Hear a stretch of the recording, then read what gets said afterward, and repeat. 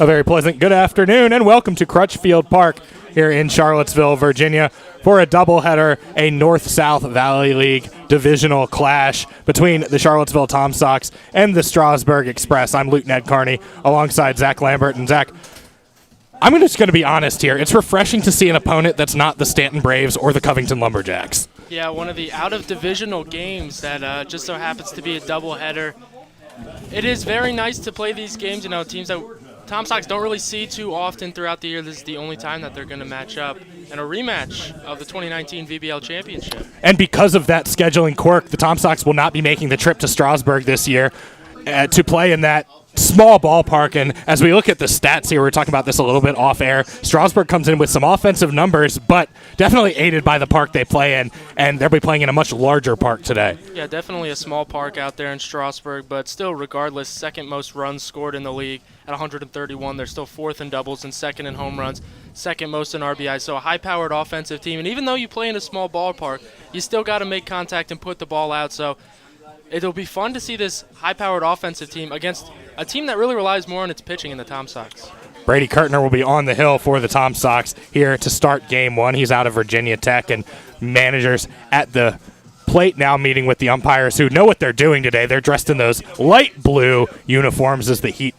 It's probably somewhere around 90 degrees like it is all summer in Virginia. The real feel is probably a little bit higher than that, but Strasburg with some fans, they came down, made the trip here on this Sunday. There's some purple in the stands. The Express will be wearing their purple and black and gray camouflage uniforms with white letters and numbers. Some of their players will be getting this first game off. Pitchers, I would assume, are going to come sit in front of the press box and do a little bit of work here in game one as the meeting at the mound at the home plate continues with the managers and the umpires. And Tom Sox coming off a loss to Stanton last night. It was I believe it was a 10-4 ball game, and the Braves improving their record to 7-12. Charlottesville falling to 11-6 on the year, 9-4 in the South Division, but tough one in the field last night, to say the least. Yeah, the Tom Sox really have struggled defensively kind of all year. The second worst defensive team in the entire Valley Baseball League, and when they took on Stanton the other night, 5 errors, and there's no way that you're going to win a baseball game, even against Stanton, who's kind of struggled this season when you commit 5 errors. We'll pause for the national anthem. We'll be back with the starting lineups, Express and Tom Sox.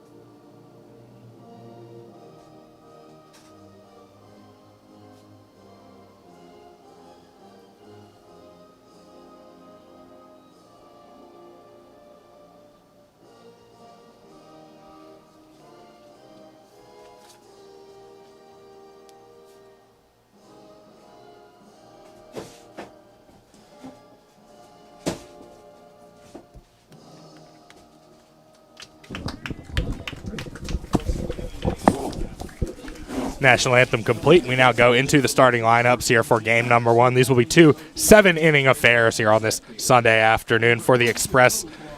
Their batting order looks like this. Mac McCroskey, the shortstop, leads things off. He's followed by Chad Ferry, who's in left field, and Ryan Galaney, the designated hitter, bats third. Brayton Brown out of Auburn University bats cleanup for the Strasburg Express, and followed by second baseman Trip McKinley. Eric Toth bats sixth, and he's in right field. Cam Irvine, the first baseman, who has played in the Valley League a little bit, he bats seventh. Ty Hooks, the catcher, bats eighth. And Zach Ketterman over at third base will round out the batting order for Strasburg against a Tom Sox lineup as they are about to take the field here. Tom Sox will be dressed in the navy blue sleeveless jerseys with the green sleeves and green numerals, lime green that is, with white pants and the 3/4 navy one-quarter white hats as they hit the field, and their defensive alignment goes as such. Brett Lindsay at third base, Cam Guidry at short, Cole Foster at second base, and Wyatt Langford is at first. In the outfield, Elijah Nunez in left, Mackenzie Pate, who is a late addition to the lineup, is in center, and Jonas Seegears in right. Behind the plate is Garrick Ebel, and making it an all Virginia Tech battery for the Tom Sox, Brady Kurtner on the hill. And we talked about Nunez a little bit out of TCU. He'll be making his Tom Sox debut here this afternoon. Yeah, it'll be fun to see Nunez, and he played a lot at TCU, got 187 at-bats this season, only hit 225 with 1 home run and all those trips to the plate. So, definitely looking to improve his offense this summer. But that's what we see. Some of the guys who come from the big colleges maybe don't get a ton of playing time, or if they do, they don't put up quite the offensive statistics that they were looking for. So definitely a lot of talent, though, for Nunez, and it'll be exciting to see him make his debut out there in right field today. And a lot of times they come here with a plan. Their coach says, I want you to work on hitting to the opposite field this summer. I want you to work on bunting this summer. I want you to work on running the bases this summer. So it'll be interesting to see what TCU has planned for Nunez as he comes here to Charlottesville. TCU, of course, going through a coaching change as they actually promoted from within. Kirk Sarloos, who pitched for the Houston Astros and was the pitching coach for TCU, is now going to be their manager after Jim Schlossnagel goes across Texas to take the Texas A&M job and enters the SEC. As we are almost ready for baseball here, the throw goes, well, not quite down to second, into center field, I should say. And we hope that's not an omen for the Tom Sox as they look to bounce back from a 5-error showing last night against the Stanton Braves as Mac McCroskey digs in for the Express, and he is out of Oral Roberts University, who made some noise on the basketball court this year in the men's tournament. Yeah, for sure. It was fun to see them upset Ohio State, especially as a Penn State student. Oral Roberts has been to the NCAA tournament for baseball a few times. Here's the first pitch for Kurtner, swung on and missed, and it's 0-1. McCroskey coming in hitting .250 on the season, so he's right middle of the road for this Express team that's a high offensive team. Kurtner catches the outside corner for a strike, 0-2 on a fastball. 5-0-1 our first pitch. As for Kurtner, he's had a really solid season so far. Appeared in 5 games. As a swing and a miss, strike 3, and down on 3 strikes, Matt McCroskey for the first out. He's appeared in 5 games so far, and strikeouts have been a huge theme. 10 1/3 innings pitched now after that strikeout. He's up to 17 strikeouts through those 10 1/3 innings. And it'll be interesting to see how he pitches today. In those 5 games, 4 of them have been against Stanton. So you mentioned kind of in the open, a lot of Stanton has been seen so far, a lot of Covington. Brady Kurtner certainly has fallen victim to that. Batting second for Strasburg and taking strike number 1 is Chad Ferry, who's in left field. He comes from Clemson, college teammate of the Tom Sox, Alex Urban, who has been battling some injuries this summer. Here's the 0-1 from Kurtner. That one is hit well into right field. Going back, and 2 batters in, we have our game's first run as that one is over the wall for a home run, and Strasburg leads 1-0 after just 2 hitters.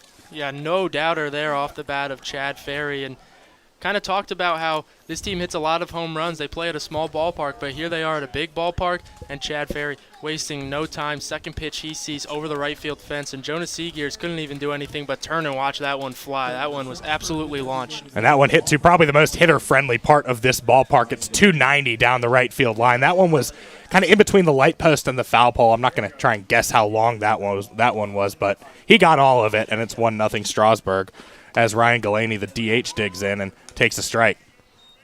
Yeah, definitely a great piece of hitting there. Turned on an inside pitch and just got all of it. Good job to even keep it fair when it's on the inner half. Sometimes tough to keep your hands inside and keep it fair. Curveball misses there for Kurtner. Count now 1-1. Mentioned his Clemson teammate Alex Urban, though he actually got placed on the 7-day disabled list today. He's been dealing with some back injuries, and that was what allowed Nunez to join the team without having to let anybody go. Galaney looks at ball 2 outside and low.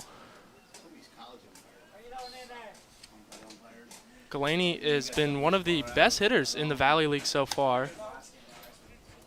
Now he's ahead in count 3-1 as that one upstairs, and he's out of Wofford College, native of Mason, Ohio, which is just outside Cincinnati. Actually, they're probably best known for Kings Island Amusement Park.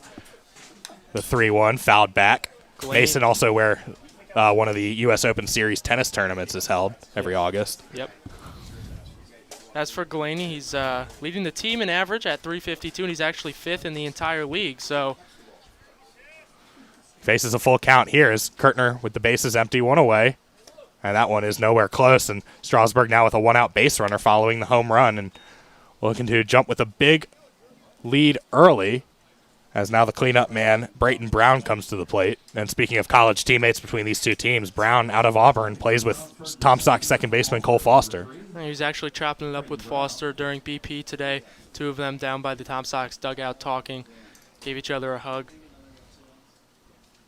First pitch is upstairs, and Kurtner hit the strike zone with, I think, his first 4, and then he had the home run, and now ever since then he's kind of lost some control here. As I'm sure he didn't expect to be down 1-0 this early in the game. As the runner takes off, that one is upstairs for a ball, throw down to second, into center field, and not enough, however, for any further advancement, but I think a good throw might have had the runner there. Yeah, definitely, and it was good pop time, but just not quite online. Tough play for Foster to kind of stop and try to get back to that one. It was a little to the right of the second base bag. So for Galaney, is a guy that likes to run. That was his 5th stolen base of the season. And we mentioned that we see him at the top of the average leaderboard. Brayton Brown's a guy that we see at top of a couple of different leaderboards. He's tied for 1st in the league in home runs with 5, and he's at 5th in the league, rather 4th in the league in RBIs with 18. So he's had a real good offensive season to this point, and he's also hitting a cool 344. So a guy that can get it done at the plate. Pitch was called a ball, so it's 2-0 now to the cleanup hitter. Righty on righty matchup is still some fans kind of trickling down the hill a little bit. The 2-0, that one misses upstairs again. It'll be interesting to see, too, how Kurtner kind of responds to this adversity. He really hasn't faced any adversity at all so far this season. In those 5 appearances, he pitched to the tune of a .9 ERA in those 10 innings. 3-0 with a runner on second. That one called a strike. So Kurtner has kind of cruised all season. He came in those 10 innings only allowing 3 hits, 2 runs, 1 of them earned. Did walk 4, but 16 strikeouts to those 4 walks. He's been really solid all season. And he misses with that one upstairs. So 2 walks in a row now, and Strasburg has 2 men on here in the top of the first already with a run across the board. And Trip McKinley, the second baseman, out of St. John's River State in Jacksonville, will bat here with 1 away. Another good offensive bat coming to the plate. And Trip McKinley, he's up at 273 on the season. Doesn't have a home run yet, but does have 4 doubles to his name, 3 RBIs. First pitch from Kurtner, bends in for a strike. And 7 of the 8 guys in this Express lineup are hitting, or 7 of the 9 guys, rather, are hitting above 250 for the season. So up and down this lineup, just threat after threat. The 0-1 and unable to hold up, I believe, yes. As the pitch was in the dirt, now it's 0-2. Good job by Ebel there to make the stop. Nice block there to keep the runners in scoring position, or out of second and third to have 2 runners in scoring position, rather. But also, more importantly, to keep the double play in order. Count is 0-2 now, as Kurtner looking to flip the script here in this first inning. The 0-2 is upstairs. Runner takes off from third, or to third, excuse me, and he is out, as that time it was a perfect throw from Ebel. Unbelievable throw, right on the money. And the third base coach contesting, I'm not sure that maybe Lindsey dropped the ball, but it was, regardless, a great throw right on the money. Lindsey didn't even have to move his glove. And he's going to ask for a second opinion, I believe, from the home plate umpire.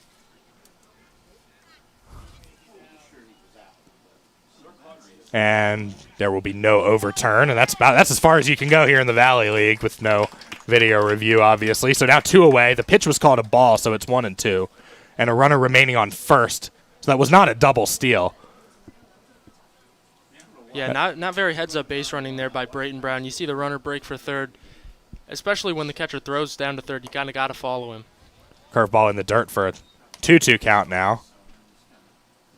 I wonder if Strasburg was thinking about sending the runner there, putting him on the corners, and then sending the runner again from first to create one of those situations where you have to cut the throw off at short. Now the 2-2 from Kurtner is fouled back toward the Tom Sox dugout. Yeah, we've seen the Tom Sox do that a couple of times this year, and it doesn't always work out.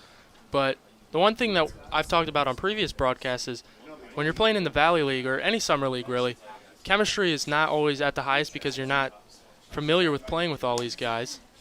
2-2 curveball is upstairs, another full count. So now the runner from first will be taking off. And with that chemistry not being too high, sometimes it's difficult to have plays such as plays that require communication, like rundowns and snap throws. Payoff pitch, that one is a mile high over the infield. It's going to be in fair territory, it looks like. Ebel, the catcher, wants it, and he bags it for the out. So the Tom Sox give up a long home run off the bat of Chad Ferry in the top of the first, but minimize the damage, and they will go to their first at-bat of the game, trailing 1-0. You're listening to Tom Sox Baseball.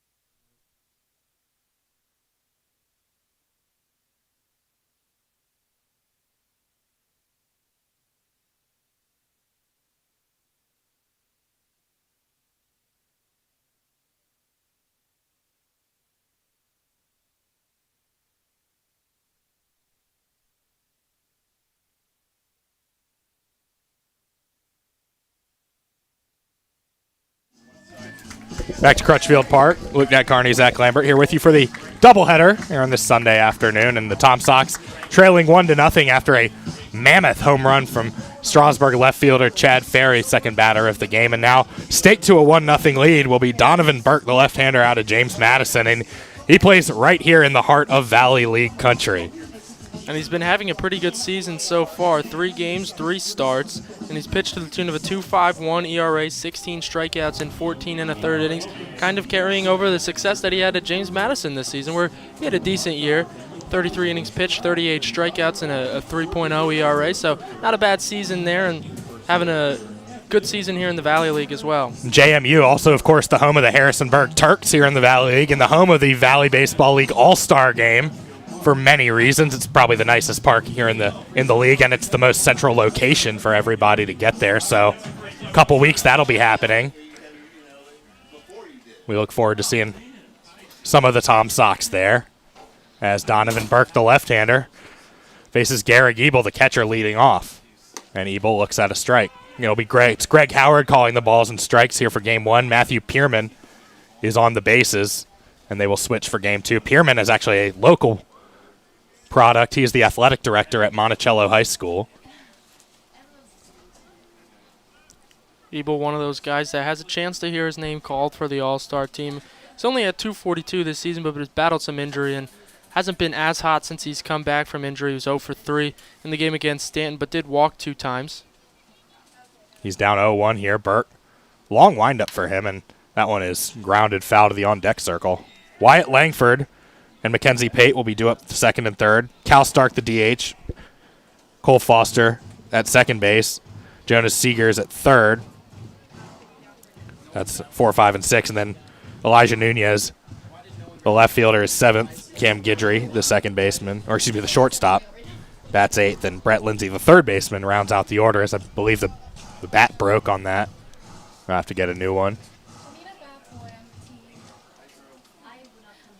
Yeah, it didn't sound like a broken bat, but that must have been what it was, because he ran over to the dugout to grab some new lumber. It's not a problem you get in regular college baseball, but here in the Valley League, it's something you got to get used to. As Burke ahead, 0-2 in the count. Lefty on righty matchup. Burke kicks, fires, and misses outside. Does have a very long windup from that left side, very slow and methodical.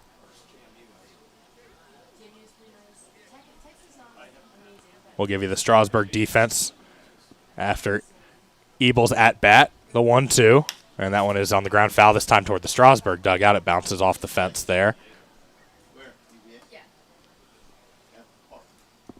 Mentioned Ebel coming back from injury a few games ago. He earlier in the season took a pitch right in the chest against Harrisonburg, and that sidelined him for a couple games, but he's come back, and nice piece to have for the Tom Sox back in the lineup.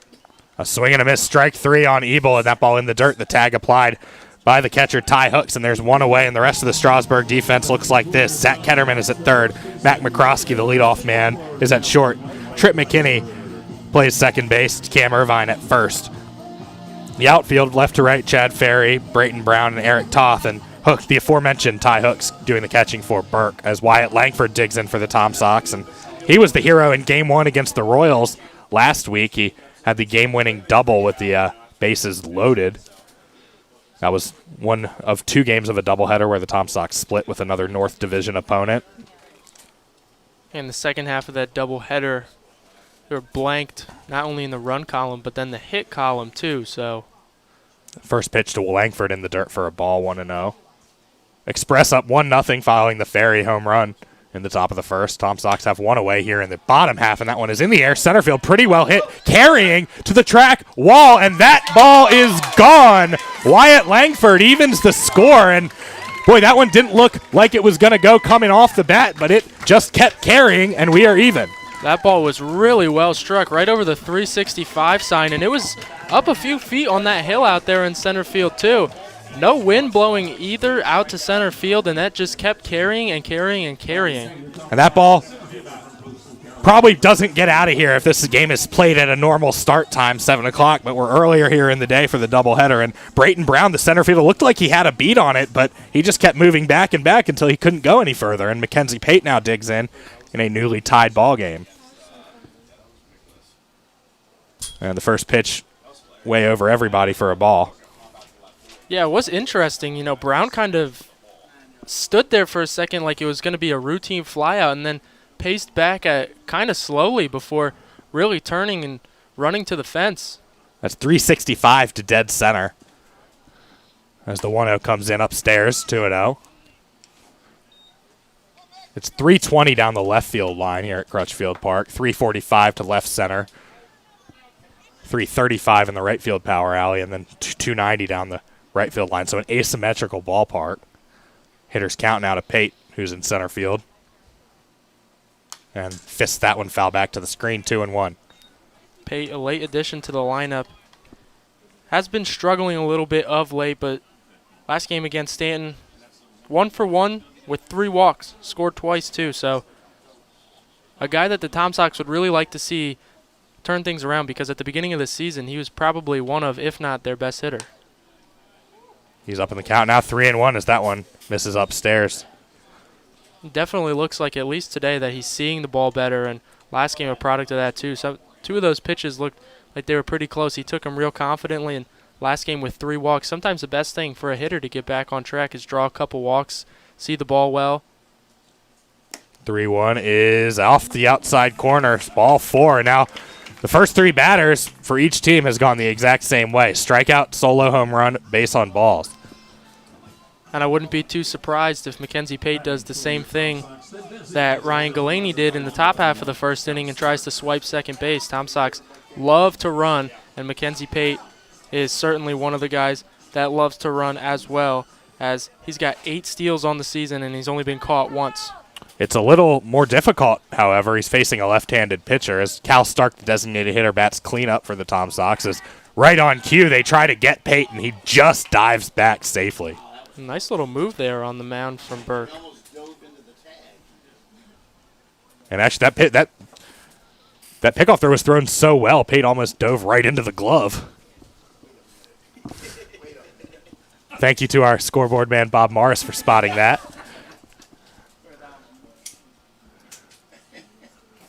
So the first pitch to the cleanup hitter, Stark, is outside. Very similar, though, to in the first inning, Ebel's throw down to third, how Galaney slid basically right into the glove. Lindsey didn't even have to move it when he caught it. Yeah, that's where a left-handed first baseman comes in handy. There's the 1-0 to Stark. Actually, it's not going to happen yet as another pickoff throw to first, and it gets by the first baseman.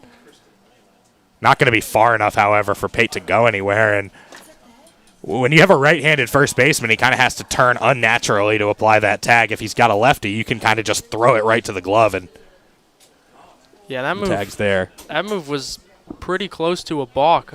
I mean, you get that 45-degree angle over to first base, and he used up almost all 45 of them. The 1-0 is fouled back by Stark, count as even 1-1. On deck for the Tom Sox is Cole Foster, who's at second base here for game number 1. It's Foster who picks up that foul ball and hands it to Greg Howard behind the plate. Looks like something's going on over in the dugout. Looks like Stark is going to put a little bit more chalk on his bat, or whatever that is. I can't quite tell. Looks like he got some pine tar to his bat. Pine tar and other substances, a very popular subject among baseball fans right now. 100%, yep. I was listening to an interview that Tony Kemp of the A's did, where Chris Townsend, who works for the A's network, asked him, you know, wouldn't you want the pitchers to be able to control the ball, like use these substances to know where the ball's going? Because when you got guys throwing 100 miles an hour, you kind of want them to know where it's going. And the 1-1, speaking of fastballs, I don't think that one was 100, but Burke putting it up there pretty fast, but it's outside the strike zone, 2-1. Kemp said, you know, yes, but to an extent. Like, if they use sunscreen or rosin or something so that they can at least get a grip or a feel, that's fine. But it's gone a little bit too far at this point where they can basically just pinpoint it wherever they want. 2-1 is in there for a strike with the runner on first. 1-1 here in the bottom of the first inning. Teams have traded solo home runs in the 2-hole. And now Cal Stark, who's got a home run to his credit this season, has a 2-2 count with Mackenzie Pate on first. Burke delivers, and a good change up there as Stark swings and misses, and that's out number 2. Really good change up there. Pulled the string on him a little bit. And Stark talking to Cole Foster as he walks back to the dugout, and now talking to Jonas Seegears on deck, telling him what they've seen at the plate so far. And I'm sure he's telling him, watch out for that changeup. Foster out of Auburn, playing second base here in game number 1. We've also seen him at shortstop a fair amount.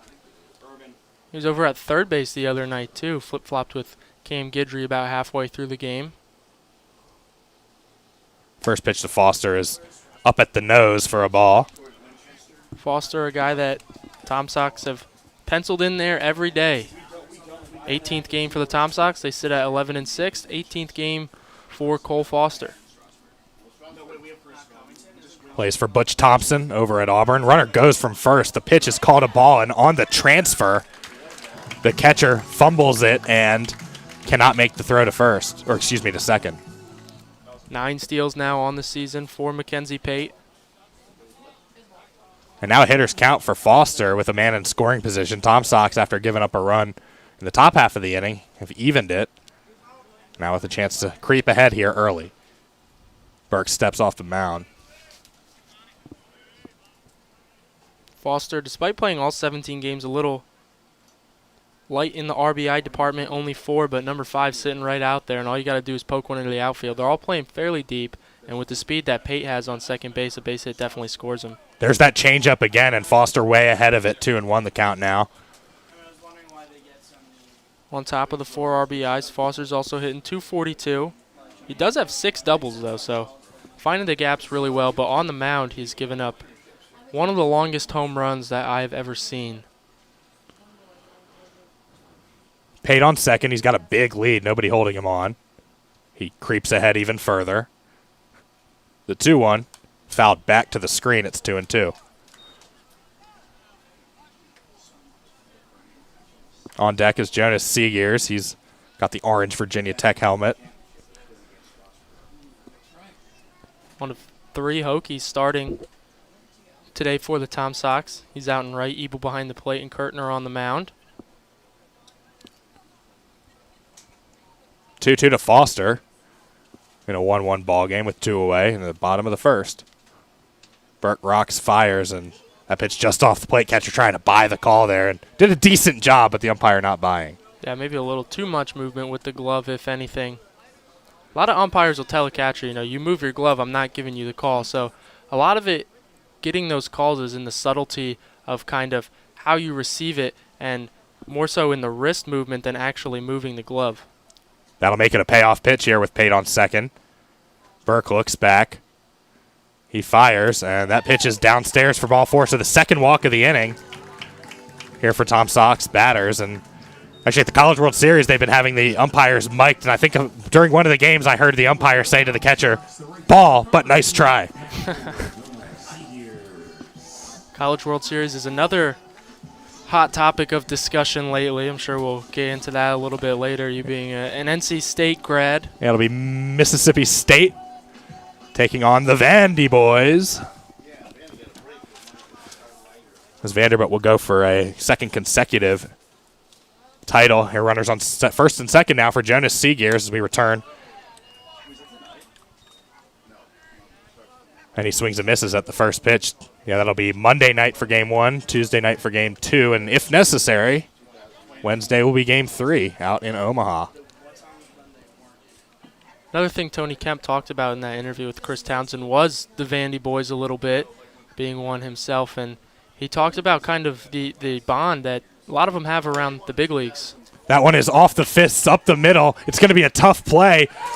Over to first, and not in time. Matt McCroskey got the throw, not quite in time, and now the runner, Pate, comes home on the relay, and he dives in safely. So 6-3. No out recorded, I should say, so no numbers here, but I guess you call that an infield hit. 100% an infield hit, and almost a magnificent play by McCroskey behind the second base bag, ranging over to his left and throwing on the run, but great hustle by Seagears to beat that out. But even better hustle from Mackenzie Pate, not giving up on the play, goes from second to home on an infield hit. Never stopped running when he rounded third base, which a lot of guys will do on a ball in the infield with 2 outs. As coach out to argue that one again. George Last, the longtime Strasburg manager. He's been in the Valley League for a long time, so I'm sure he knows a lot of these umpires and kind of knows his limits. But we're not even through 1 inning. We've already had 2 questionings of the umpire out on the field, so something to keep an eye on here is Tom Sock's inning continues, and they're now up 2-1. That's noteworthy, too, that, if he does, not saying that he will, but if he were to get thrown out this game, he's got to deal with these same 2 umpires in the nightcap of this game, too. Tom Sock's ahead 2-1 now, as making his first at-bat here at Crutchfield Park is Elijah Nunez, who's the left fielder from TCU. Mentioned him in the open. A lot of playing time at TCU this season, 187 at-bats, but only down at 225. He's ahead 1-0 in the count lefty-on-lefty matchup, and he's got 2 guys on base. Did have a clutch gene down there, though, and drove in 18 runs in a little over 40 games that he played. Foster on second, Seagears on first, and now 2-0 the count as that one low and outside.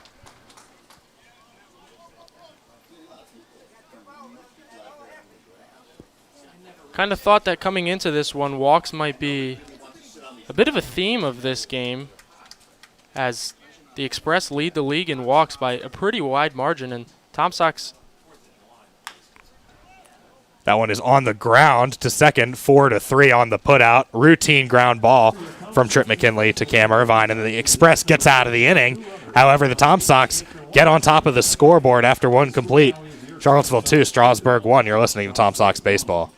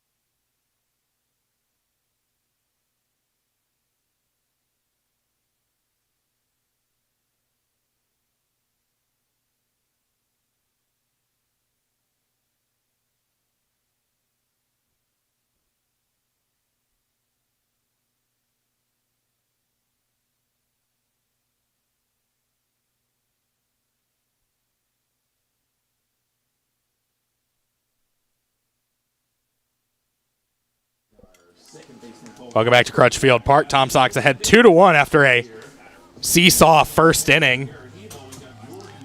The Express got a solo home run from Chad Ferry in the second batter of the game to go up 1-0. The Tom Sox, on their second batter of the game, Wyatt Langford, hit one over the fence to dead center field to tie it up. And then the Tom Sox, with some shrewd base running from Mackenzie Pate, grabbed their second run with 2 away.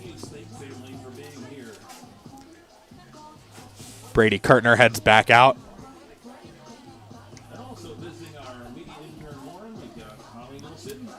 As for the Express in the top half of the second inning, it'll be Eric Toth, the right fielder, leading things off. He's out of Presbyterian College, who I believe played in the tournament this year in that very same Vanderbilt regional.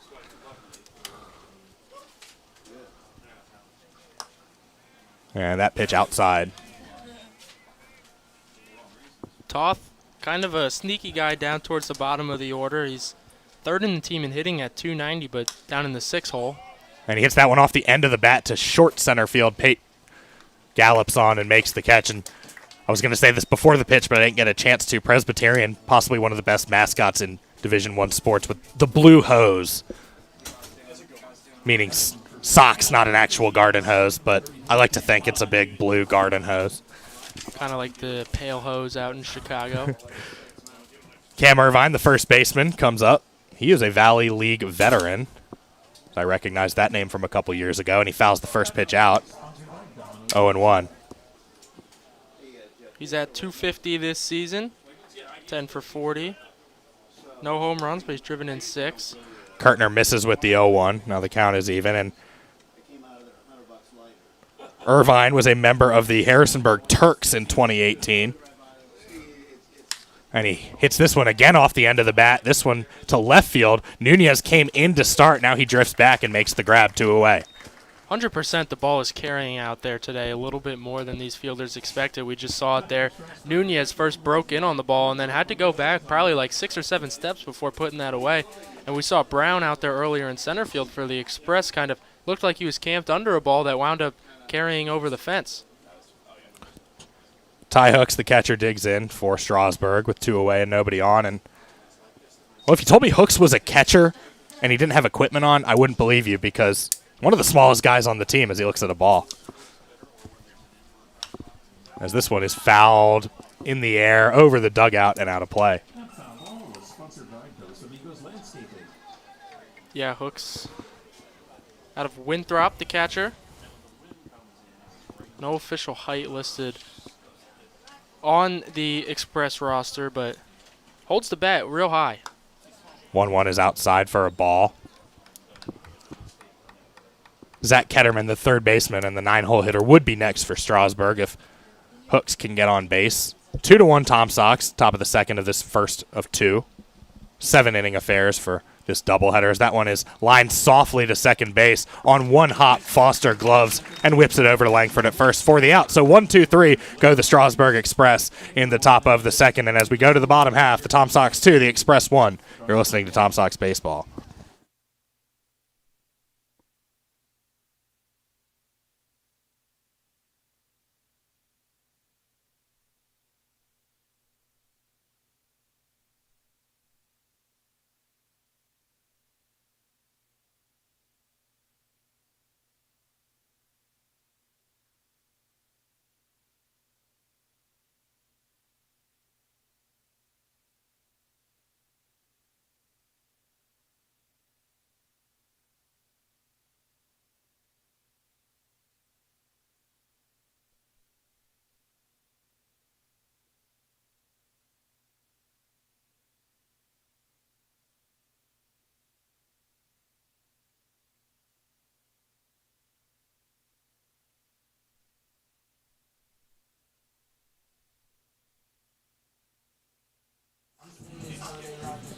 Eight, 9, and 1 due up for the Tom Sox in the bottom of the second inning as they lead 2-1 as Donovan Burke from James Madison University heads out for inning number 2. After an eventful first inning, and as eventful as the first was, at the top of the second, really nothing going on.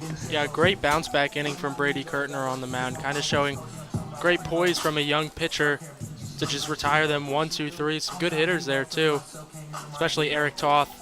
And to come out, put him down 1, 2, 3. Nobody really made good contact. All 3 balls were off the end of the bat, and showed good bounce back after kind of a really rough first inning in which he walked 2 and gave up a really long home run. So he set down his last 4, and Tom Sox will come to the plate now as Donovan Burke looks to do the same, bounce back after a tough first inning. It'll be Cam Guidry leading things off, the shortstop in the 8-hole out of the University of Georgia. Guidry, one of 2 Tom Sox currently on the roster from Georgia, the other being Garrett Spikes, who is off for this first game. I believe played in the last game against the Braves. Guidry's been one of those regulars that we've seen. We mentioned seeing Cole Foster at various points in the infield. Guidry's been at short at second. I think I've seen him at third at least once as well as he digs in and takes a ball to start. Yeah, Guidry's somebody who's very similar to Foster and has played, I believe he's played in every game since he's gotten here. I don't have the exact stat on that, but if he hasn't, he's played in basically almost all of them, and he rotates around the infield just like Cole Foster.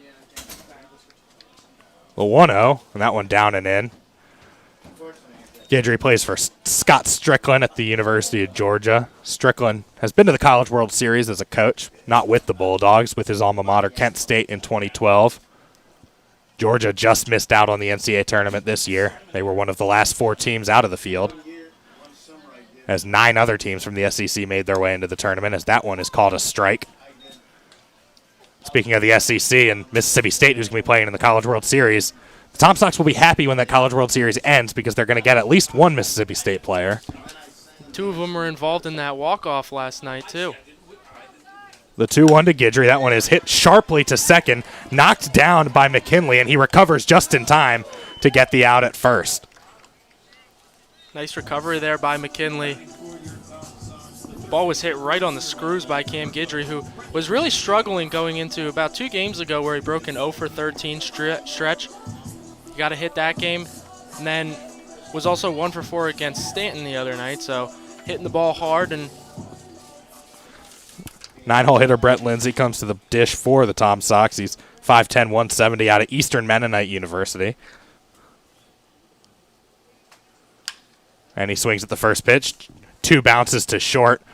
Up with it is McCroskey, and over to first for the out. So 2 away. 2 quick outs here for the Express defense. Yeah, and Burke doing exactly the same thing Kurtner did, settling in after a rough first inning. First ball was hit pretty well by Cam Guidry, but that Brett Lindsay just opened the front shoulder on a fastball that was on the outside edge, and only thing that's going to happen when you do that is exactly what happened, a ground out to shortstop. That'll take it back to the top of the Tom Sox order. Second time through, Gary Ebel takes a strike, and he was a strikeout victim his first time at the plate, wearing that bright orange batting helmet that we will see 2 of in the lineup today, along with Jonas Seegers. And now Burke delivers, and a swing and a miss, strike 2. Burke kind of looks like a completely different pitcher out there. I mean, he had that good changeup going in the first inning, but really this inning kind of relying on just locating his fastball well. Burke looking to set the Tom Sox down in order here, 0-2. He kicks, he fires, and he misses in the dirt. And you see the legs of the catcher hooks already caked in dirt. Ebel, meanwhile, the catcher for the Tom Sox, you can still see pretty much all the white on his pants. 0 for 1 on the afternoon. Tom Sox ahead 2-1 here in the bottom of the second. The 1-2. Did he hold up? They appeal. Matthew Pearman says no, and it's 2-2.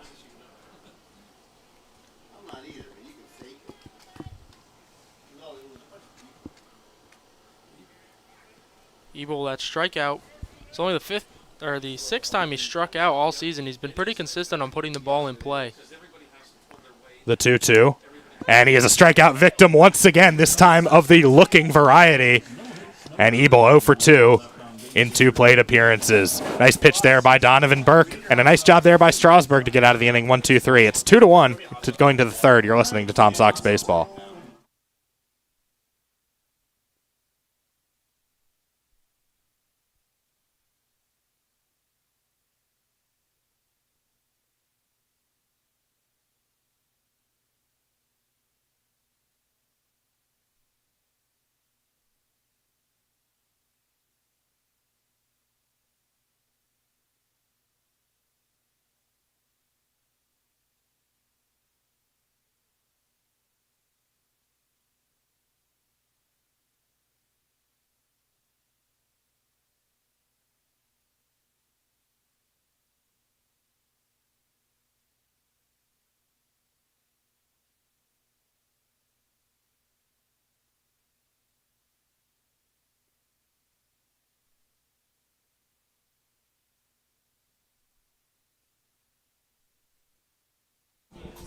9-1 and 2 due up for Strasburg as the top of the third commences. Brady Kurtner out for the Tom Sox on the bump. Other than that home run he gave up, Zach, in the top of the first inning, he settled down nicely. Yeah, he gave up that home run and then back-to-back base on balls he issued, but then got the pop out and has retired 4 straight since that second walk. So see how he fares. 9-1-2. And he will be facing the man who hit the home run off of him later in this inning. But to start for Strasburg, it'll be Zach Ketterman, the third baseman. Ketterman comes in at 231, 1 home run, 3 RBIs so far this season. Only 13 at-bats, though, for... And he is plays collegiately at Western Carolina in Cullowhee, North Carolina, out in the mountains, but he's from Biglerville, Pennsylvania. Are you familiar with Biglerville? I am not, no. A lot of obscure towns in Pennsylvania, though, so... As Ketterman batting from the left side against the right-handed Kurtner in a 2-1 ball game. And Biglerville is located in the southern part of the state in Adams County near the Maryland line. So explains why. The 1-0 is, or excuse me, the first pitch is upstairs 1-0, and now Kurtner working quickly. Misses inside. Yeah, last thing you want to do here if you're Kurtner is ruin this nice groove that you've been in with a walk, especially to the 9-hole hitter when... And he hits this one well into right field. Seegears has to go back. He's on the lip of the warning track, and he makes the grab. Even that ball carried a little bit more than I thought it would have off the bat, and I think Seegears, too, kind of had to go back a little bit more than he thought he would. So definitely, with no wind blowing, the ball's still carrying as start 2 hours earlier than we normally do. Normal 7 o'clock start times at Crutchfield Park, but 5 o'clock, and still a good crowd on hand. Everybody here for free as well, thanks to Carter Bank and Trust. First pitch to the leadoff hitter. McCroskey is outside for a ball. And yes, Carter Bank and Trust sponsoring free admission for every fan this year for every game.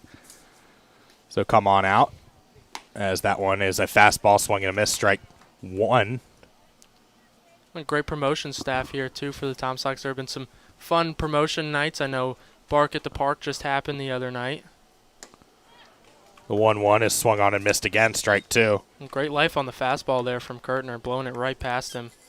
Krosky in danger of striking out for the second time tonight. My favorite one, favorite promotion they do after the pitch here, and it's a swing and a miss, strike 3, so McCroskey down on strikes for the second time this afternoon. My favorite one is Host Family Day, where they recognize the men and women who have graciously opened their homes to some of these players. You know, some of them don't stay very long. Some of them stay the whole summer. Sometimes you never see the player that you're hosting because they have an internship and then they go play baseball and then they don't get back till midnight. So always my favorite promotion when we can get the host families in here to be recognized, as Ferry, who has the lone RBI for the Express today after that solo home run in the first, takes ball 1. I was fortunate enough on Bark in the Park night, as the 1-0 misses, I was fortunate enough to actually interview completely unintentionally, just talking to people who had their dogs, and I actually interviewed the host parents of Dylan Janik and Trevor Candelaria. They had their dogs, Bean Sprout and Duncan, here, and they said how much Dylan and Trevor both loved the 2 dogs, and Dylan actually came out, and after we told them that they were here, came out and said hi to both of them, and it was really cool to see like how that family was able to welcome in these two young men. The 2-0 upstairs and inside for a 3-0 count now, and Tom Sox in danger of allowing a 2-out base runner as Kurtner ready to fire again, and they do, as this one is inside for ball 4. And there were a couple of guys from Stanford who came to play here last year. They bought a car at the beginning of the summer, used it to get around, and then they sold it for twice what they bought the car for. So one of those things that you don't really think about when you come to play in the Valley League, but those 2 young men from Stanford. Not surprising that the Stanford kids were smart enough to be able to double their investment. As now for the Express, with Ferry on first, Ryan Galaney, who has a walk to his credit already today, digs in and takes the pitch for 1-0. Kurtner now with a base runner to deal with, 2 away. Tom Sox ahead 2-1. Runner takes off. That ball is called a ball, And the runner is safe as the throw not in time down to second base. Second stolen base of the afternoon so far for the Express. Gets the runner in scoring position with 2 outs. We saw Galaney steal second back in the first inning, but then try to steal third, and Ebel gunned him down. Not as good of a throw there from Ebel down to second as he threw down to third to throw out Galaney. We've got time called now by the Tom Sox, and we have a mound visit from pitching coach John Maley. It's going to be a very quick one, it looks like. It's a 2-0 count to the 3-hole hitter Galaney. Galaney walked in his first trip up, too. And the umpire signaling to us up here that the Tom Sox have been charged with a conference. So with a 2-0 count as Ebel heads back into the mound, heads back to behind the plate, I should say, and Kurtner heads back on the bump. It'll be a hitter's count for the 3-hole hitter with the Tom Sox holding a 1-run lead, 2-1 here in the top of the third. 2 away, runner on second base. That's Chad Ferry, the left fielder. That pitch is fouled back out of play, and good response there by Kurtner to go right after him. Yeah, not backing down there from Galaney, who, as we mentioned, has been one of the top hitters in the Valley League all season. He's up at .352, 5 home runs, 12 RBIs. Has been really solid all season. He'll probably more than likely be Harrisonburg a couple weeks from now. I believe that's exactly 2 weeks from now. July 11th, Yep. 1 week before that, the Tom Sox will have their annual 4th of July game against the Waynesboro Generals here at Crutchfield Park. Usually the biggest crowd of the year.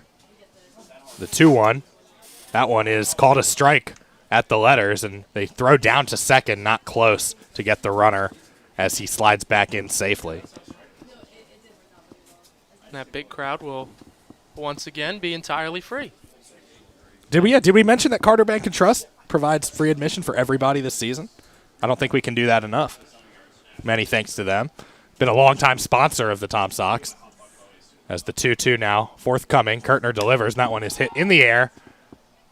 Short center, and going out, the second baseman Foster reaching up and making the grab, so the Tom Sox don't let the 2-out base runner hurt them, and they continue to lead 2-1 as we go to the bottom of the third. You're listening to Tom Sox Baseball.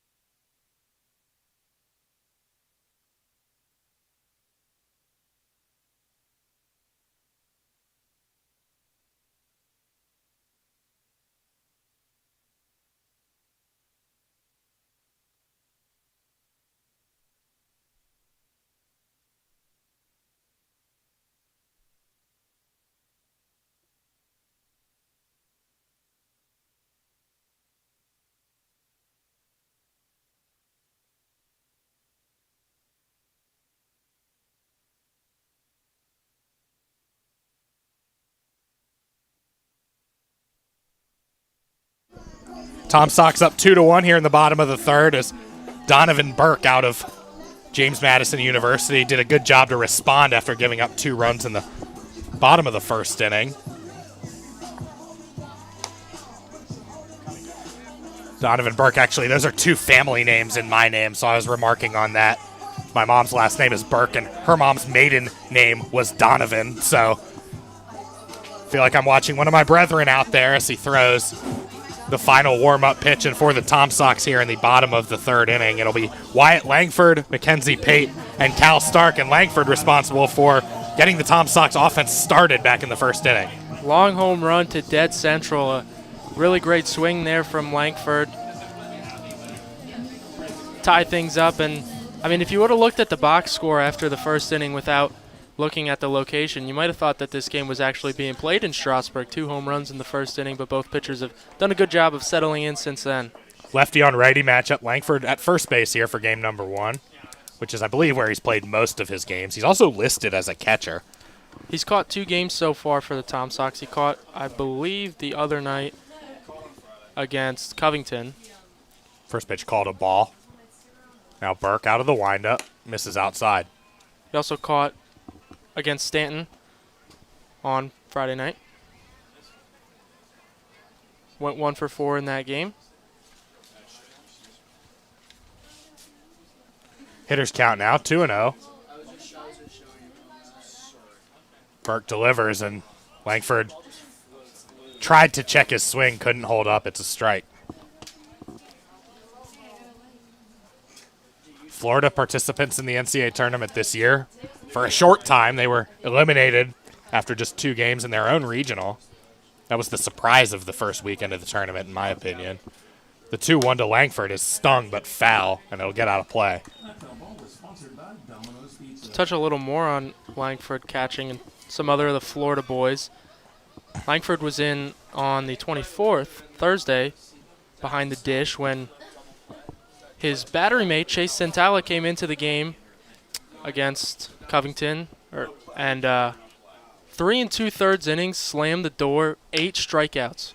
This one is a swinging bunt to the third base side. The pitcher, Burke, comes off, tries to field it with his glove, can't do it, and there's no play. It'll be, I'm assuming, an infield single. That maybe if Burke had tried to barehand that one, he had a play, but not possible to get that one with the glove, and that will be scored a hit.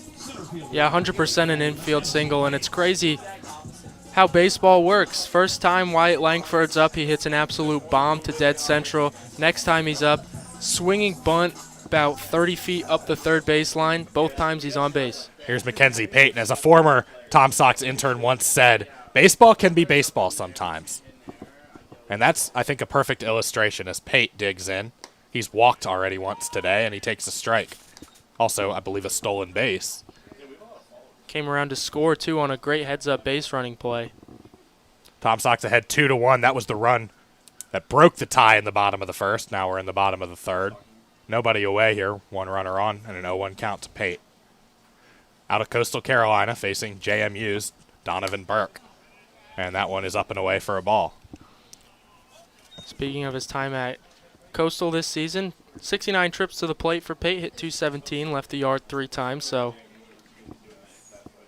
got off to a scorching hot start here with the Tom Sox. Slowed down a little bit after injuring his hand, but has since come back, and last 2 games, at least, has seen the ball a lot better. 4 walks. And they have the runner, I don't know if I want to say hung up, but they caught Langford leaning. He slid, and it was almost kind of one of those, when you run into your friend in the hallway and you're each trying to go the same way, Langford's tagged out, and they call it a pickoff. It's the first out of the inning. Yeah, he tried to pull out his inner Josh Harrison and sneak around the tag in any way he could, but I think they ended up calling him out because he was out of the base path, but they put the tag on him anyway, and it's a 1-1 count with 1 away, and the base is empty to Pate. And Pate looks at a ball off the outside corner, 2-1. It's the second time we've seen a good move over to first base from Burke. He's really mixing it up well. He almost got Pate earlier in the game on a good pickoff move. And that could be one of the things that his coach is saying, hey, Donovan, work on that this summer. Work on your pickoff move. Work on pitching with runners on base. The 2-1 to Pate, and that one is upstairs again, so hitters count now to the 3-hole hitter with the cleanup man on deck, Cal Stark.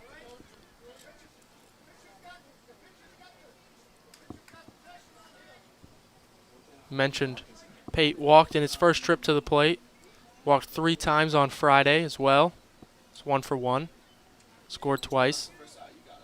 Here's the 3-1. That one is fouled back behind us, out of play. And the count runs full. Tom Sox with 2 runs in the bottom of the first to answer a single run by the Express, which came as a home run off the bat of Chad Ferry. Wyatt Langford went deep for the Tom Sox in the bottom half, and then Pate was the man who scored the tie-breaking run on some sneaky base running. Full count to Pate, and that one is hit off the end of the bat to second. Grabbed by McKinley, and the throw to first is high, but grabbed and able to get his foot back down on the bag is Cam Irvine, and there's 2 away. Still, though, a good at-bat worked by Mackenzie Pate. Got the count to 3-2, fouled off a 3-1 pitch and put a pretty good swing on it, but ultimately resulting in the ground out.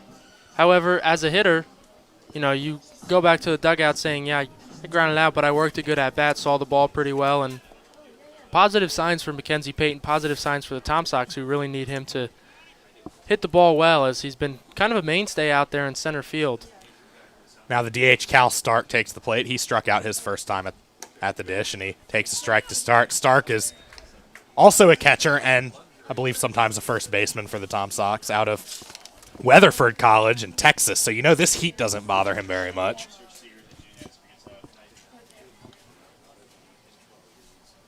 And he calls time and steps out.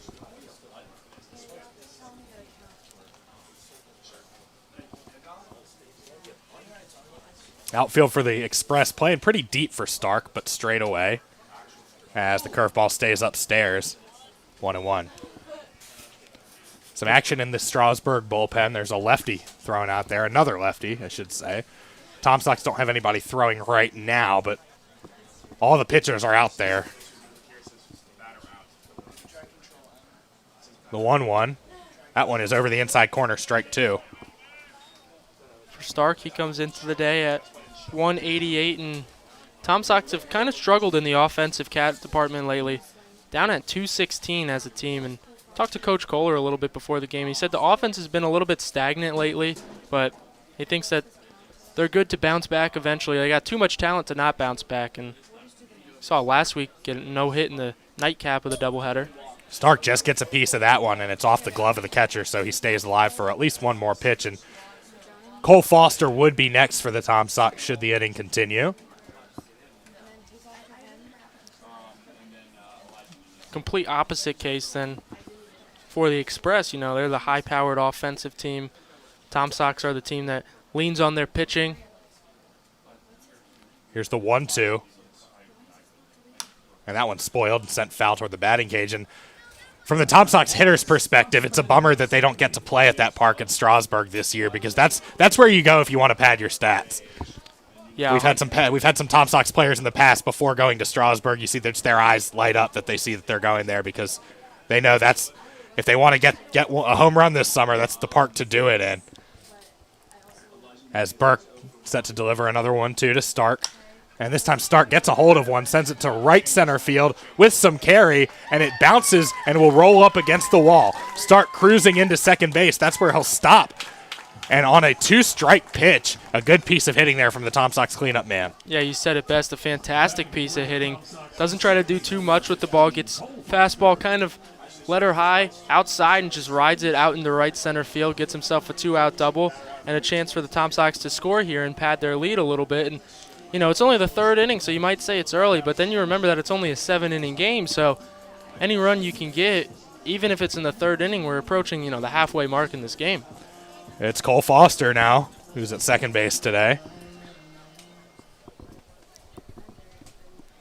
He walked his first trip up and was stranded at second base. And I believe we have a balk called on the Strasburg pitcher, Burke. I'm not sure why it was called. It's possible that he stepped on the pitching plate without the ball. But in any case, the runner moves up 90 feet, Cal Stark, and he's 90 feet away from scoring. So now just a wild pitch would more than likely give the Tom Sox a run as Foster bats with 2 away. A lot of room in left center. And that is a strike over the inside corner. Burke opting to go from the windup now here with the runner on third base. And you saw Burke after that balk, you know, kind of wave his glove as if to say, that's on me. No argument from the Strasburg dugout. And now the 0-1. That one is on the ground to second. 2 hops, McKinley has it. And Foster kind of gave up on running down to first base, and he is out by 3 steps as the Tom Sox get a runner to third but are unable to bring him home. And after 3 complete, Tom Sox 2, Strasburg 1. You're listening to Tom Sox Baseball.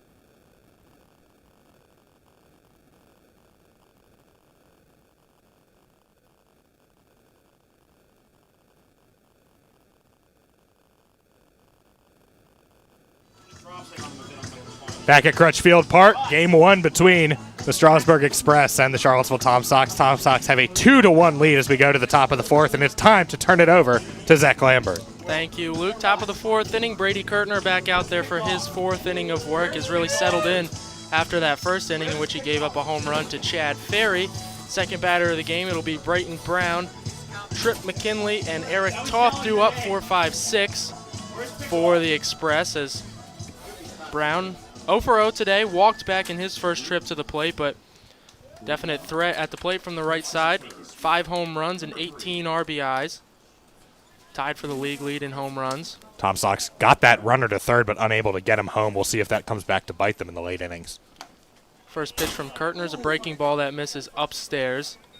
1 ball, no strikes. A little bit of stirring going on down there in the Tom Sox bullpen now as Kurtner winds in the 1-0. Another breaking ball misses high yet again. 2 balls and no strikes. Typically we see Tom Sox pitchers go 4 innings when they start max, and seems like that might be no different today. 2-0, waved at and missed. 2 balls and a strike now on Brown. Also wouldn't be surprised to see, if he doesn't allow a base runner, they let him keep going. If he does, that might be when they give him the hook. Big lefty Noah Overton is up and moving down there. 2-1, finds the outside corner. Good fastball there from Kurtner. 2 balls and 2 strikes. And you might be the first person who can actually tell who's in the bullpen from this seat. Well, I actually got it wrong. It was Andrew Ward instead as 2-2 bounces. Runs the count full. 3 balls and 2 strikes to Brayton Brown. Trip McKinley on deck. All right, I take back what I said then. Usually one of the fans actually tells us what number's in the bullpen. Got some great fans at the Tom Sox games all the time, and they're here for free thanks to Carter Bank and Trust. It'll be a payoff pitch. Swing and a miss. Good fastball upstairs. Kurtner runs it by him. That's his 3rd strikeout of the game, and there's 1 down here in the top of the 4th. And when you're in an inning where you know it's probably going to be your last, getting that first batter out is so important because your manager might say, if you let somebody on base, I'm pulling you. Well, that's the best way you can start. 100% good pitch there from Kurtner, and that'll bring up Trip McKinley, and he takes a first pitch fastball off the inside edge. 1 ball and no strikes. He's 0 for 1 today. Popped out to the catcher, Gary Giebel, back in the first inning and left a runner on first base. 1-0, misses downstairs. 2-0 now. Falling behind the first 2 batters, 2 balls and no strikes. He was able to bounce back and strike out Brayton Brown. It's 2-1 Tom Sox, top of the 4th inning here. 2-0 pitch is popped straight up the elevator chute, back behind home plate. That one gets out of play. St. John's River State is where McKinley plays collegiately. One of the few two-year college players on this team. We're seeing a lot of power conference guys on this team too. 2-1, Heater misses upstairs. 3 balls and a strike now to McKinley. McKinley comes into today as one of the top hitters. Fouls off the 3-1. Another full count now, 3 balls and 2 strikes. McKinley 273 on the season.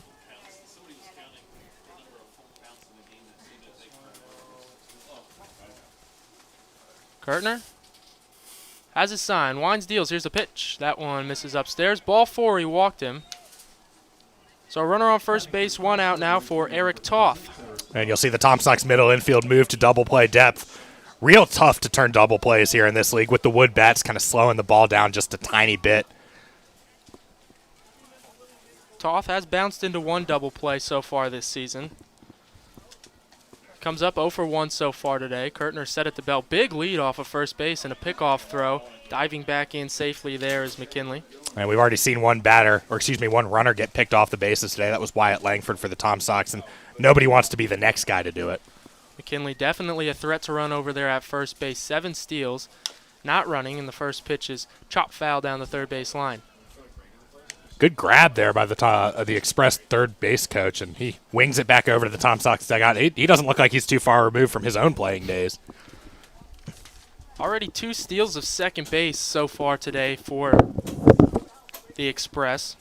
We saw Galaney in the first and then Ferry in the second. Another pickoff move over to first base. Back in safely again with a dive is McKinley. Kurtner peers in. nods yes. Big lead for McKinley at first base. Set at the belt, kick steals. Good breaking ball, finds the inside edge from Kurtner there and runs the count to no balls and 2 strikes. And pitching with a man on base is difficult, but it's even more difficult when you're only up by a run. See if he goes now. Good count to run. Here's the 0-2. He doesn't run. Fastball upstairs. Pickoff throw down to first from Ebel after the pitch, but back in again. And that uniform's looking real dirty down there for McKinley, who rocks the oven mitt type base running glove on his left hand. Wonder if he maybe had an injury previously that causes him to wear that now. Bluffs the 1-2. Check swing. They appeal no, says Matt Pearman. Count evens up 2 balls, 2 strikes here to Eric Toth. 2-1 ball game, Tom Sox lead, top of the 4th inning here. Brady Kurtner in his 4th inning of work. Blows a fastball by Toth, strikes him out in the 2nd strikeout of the inning for Brady Kurtner. There's 2 down now for Cam Irvine. And once you get that second out, especially with the runner not in scoring position, it makes it that much easier to focus on the mound. This is a game where runs are at a premium.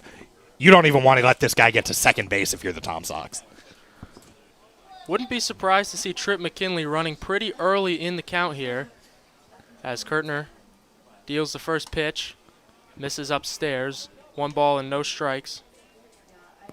Mentioned those 7 steals for McKinley. Has yet to be caught stealing on the season. He leads off of first. And the 1-0 to Cam Irvine misses low, 2-0. Irvine also 0 for 1 today.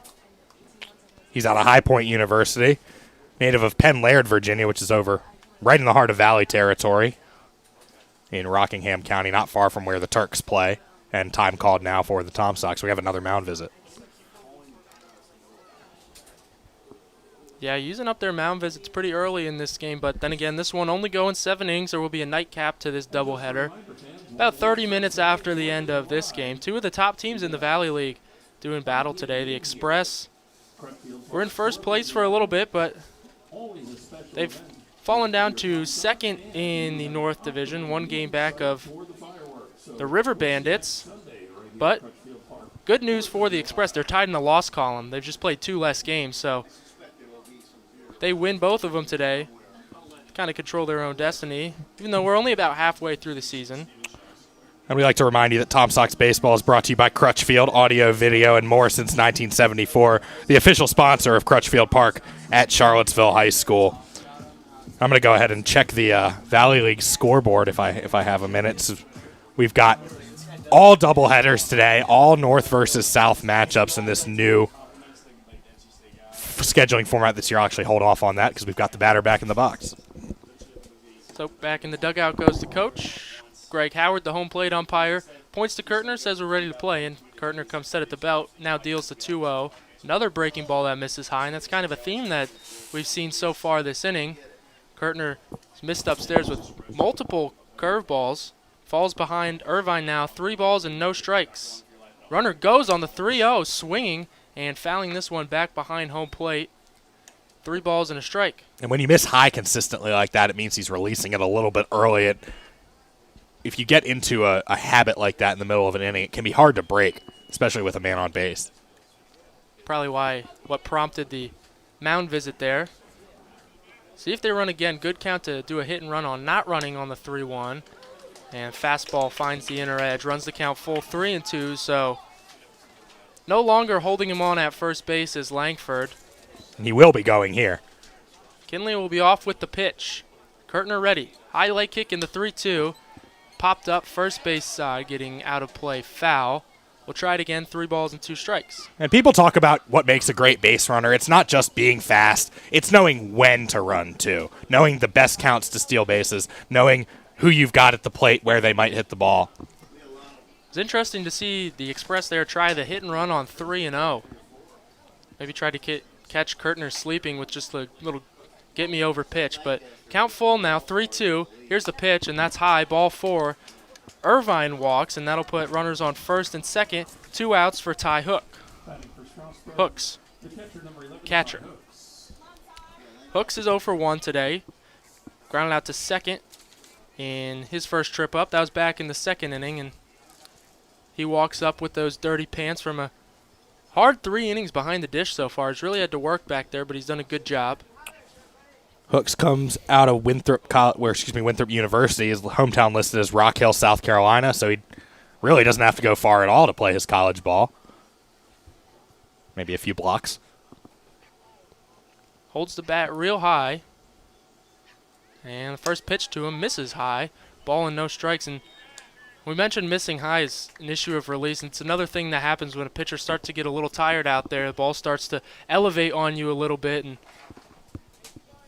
definitely something to look at as more action down in the Tom Sox bullpen. Gertner checks the runner at second. Now comes home with the 1-0 and misses outside. 2-0. 5 walks so far for Gertner, and now Coach Corey Kohler is going to come out, and we're going to have a pitching change here.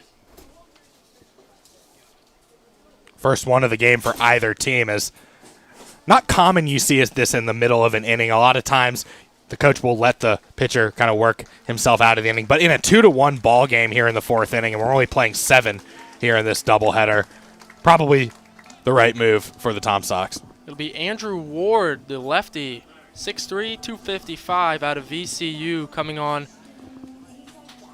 for the Tom Sox. He's a local product out of Fluvanna County High School, about half an hour from here. Flukos have one of Central Virginia's finest baseball programs, and I just said their mascot. They have one of the best mascots too, the Flying Flukos, which is a combination of Fluvanna and County. Ward, the left-hander.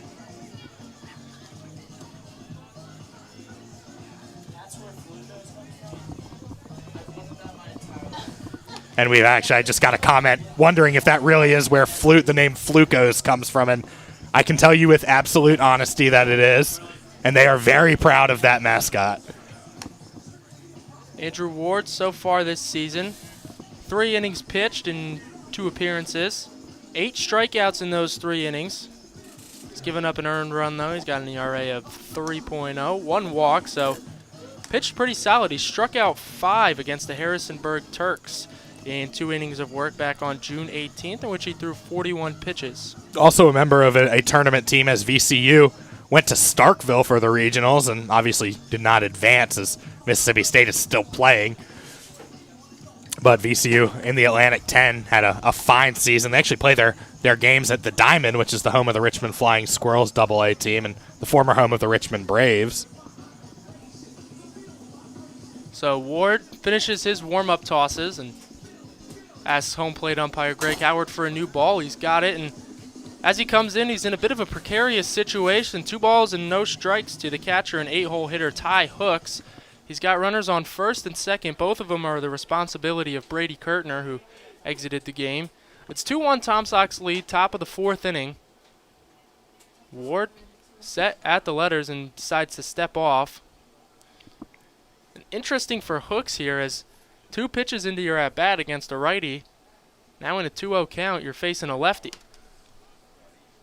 The 2-0, that one misses low, and it's 3 balls and no strikes. And it's got to be weird for a pitcher to come into mid-at-bat. I mean, this is not something that you typically see, so you hope that there's nothing wrong with Gertner. I mean, we can't speculate. Strasburg does have a lefty on deck. That might have had something to do with it.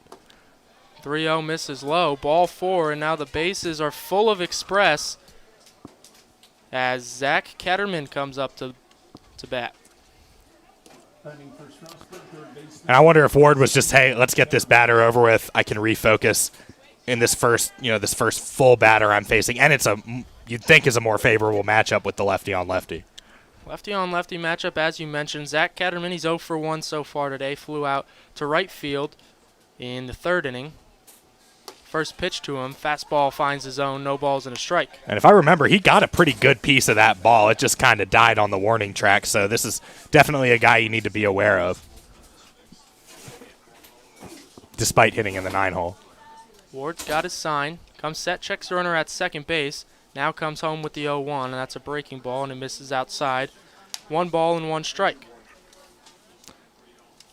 Nobody has scored since the 1st inning, but Strasburg threatening. They've got a full boat with Ketterman doing the paddling. Ketterman only 13 at-bats coming into today at 231. The 1-1 to him is grounded just foul down the third base line. That would have been trouble. At least 2 runs would have come in to score there. But instead, the count's a ball and 2 strikes. And how about the runner at third, Trip McKinley, doing that jig in midair to avoid having one of his feet taken off? Yeah, it's definitely one of the scary things about running at third base, especially with a lefty up to bat, is that ball gets on you quick down there as a base runner. Fortunate for the Tom Sox there, that's not 2 bases. Big pitch, here's the 1-2, and that's fouled off. Third base side out into the parking lot. We'll try it again, a ball and 2 strikes. You heard that glass sound effect that they play here on foul balls, but that one, I would not be surprised if that got somebody's car. That was hit right at where a lot of people park. Ward, ready now. Looks once at second, now the 1-2 is hit in the air to center field. Pate going back a couple of steps, now coasting over into left center a bit to put it away and neutralize the threat. So the Express threaten, they get 3 walks and load the bases, but do not score as we head to the bottom of the 4th. It's still a 2-1 Tom Sox lead.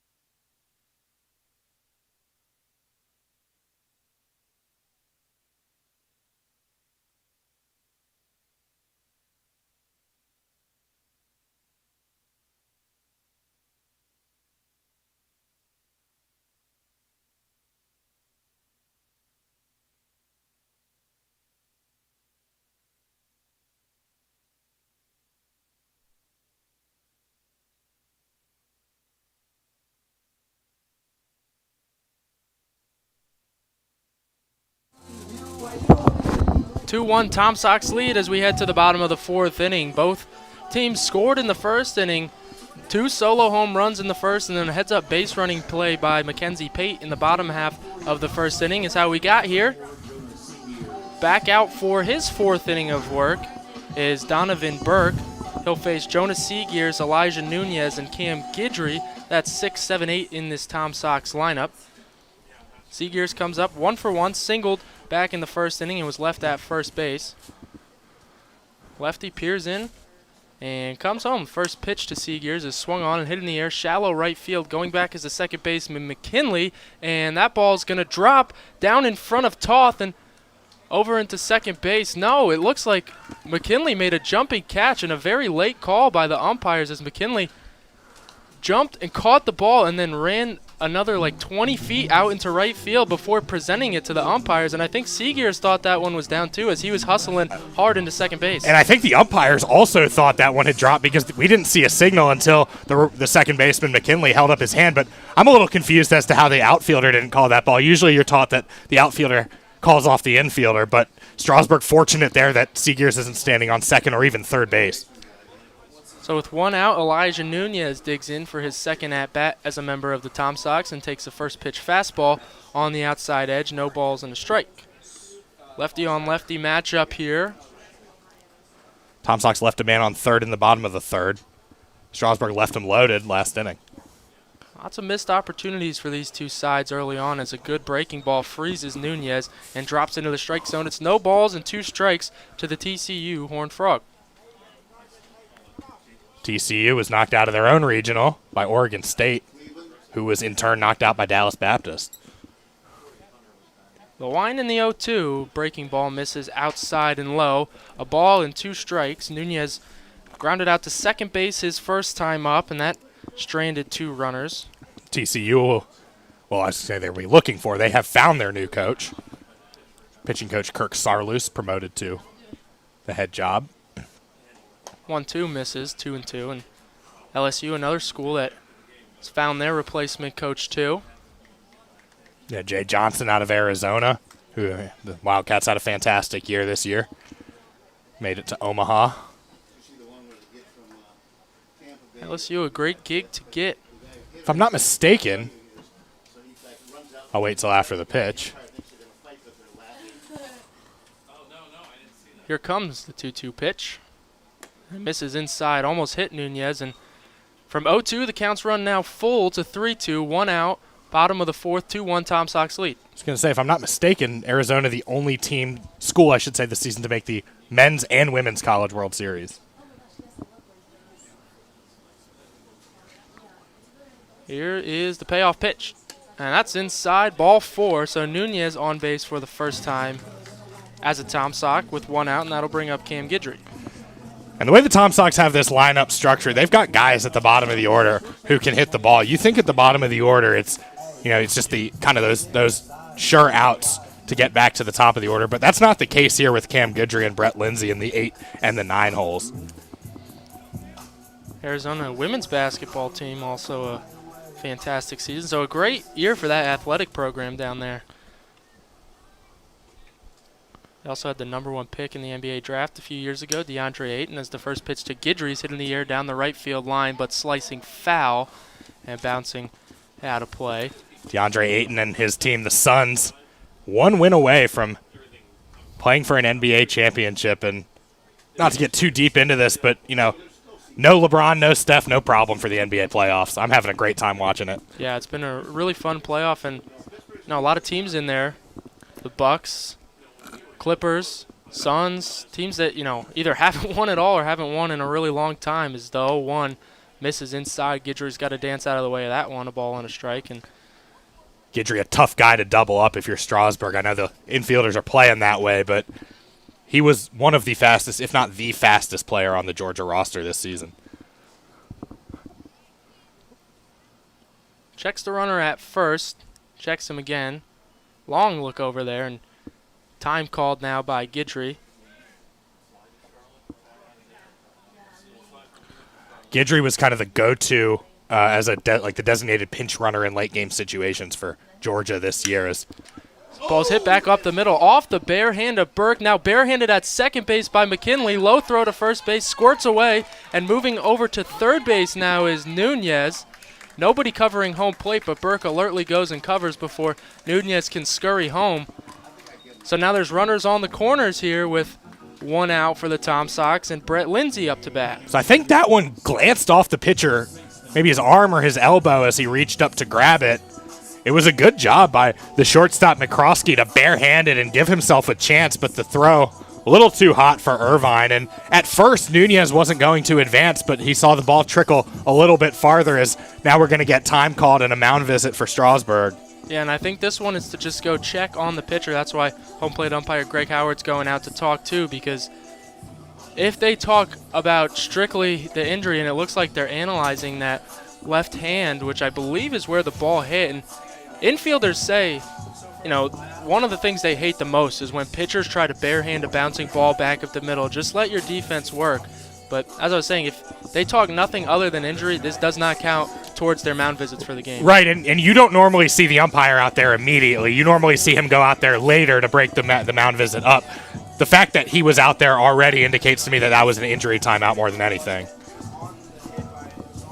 So action out in the Express bullpen. I believe it's Ryan Ammons out there loosening, the lefty.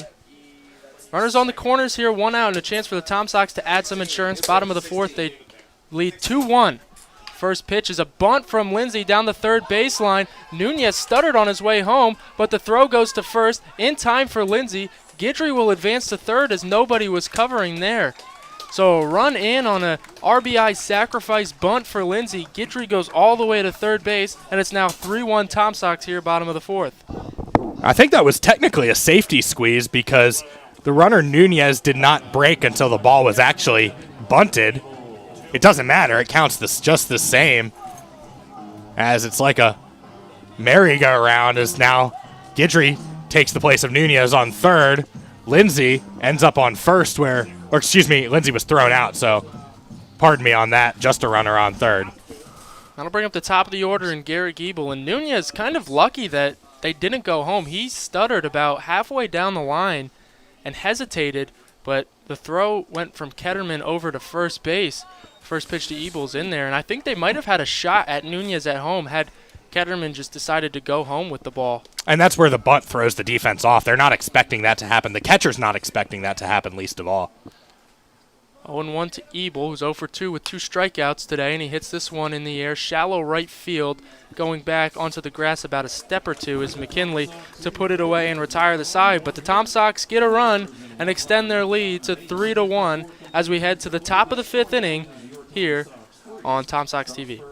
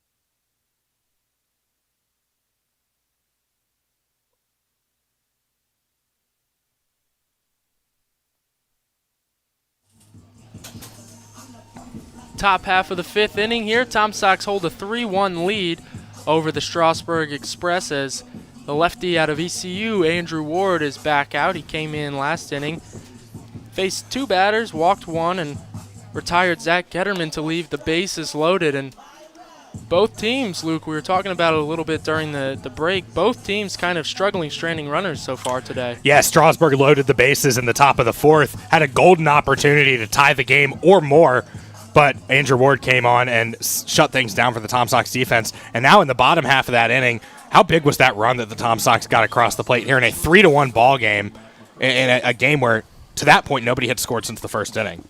Yeah, and especially as we get into the later innings of this game, as Mac McCroskey, the shortstop, will lead things off here in the top of the 5th and take a first pitch fastball outside. As we get into the later innings, those insurance runs are really helpful. We saw the other night the Tom Sox led 2-1 against Covington, and Trevor Candelaria was able to deliver an RBI single in the later innings to extend the lead to 3-1 as the 1-0 is outside the strike zone low, 2 balls and no strikes.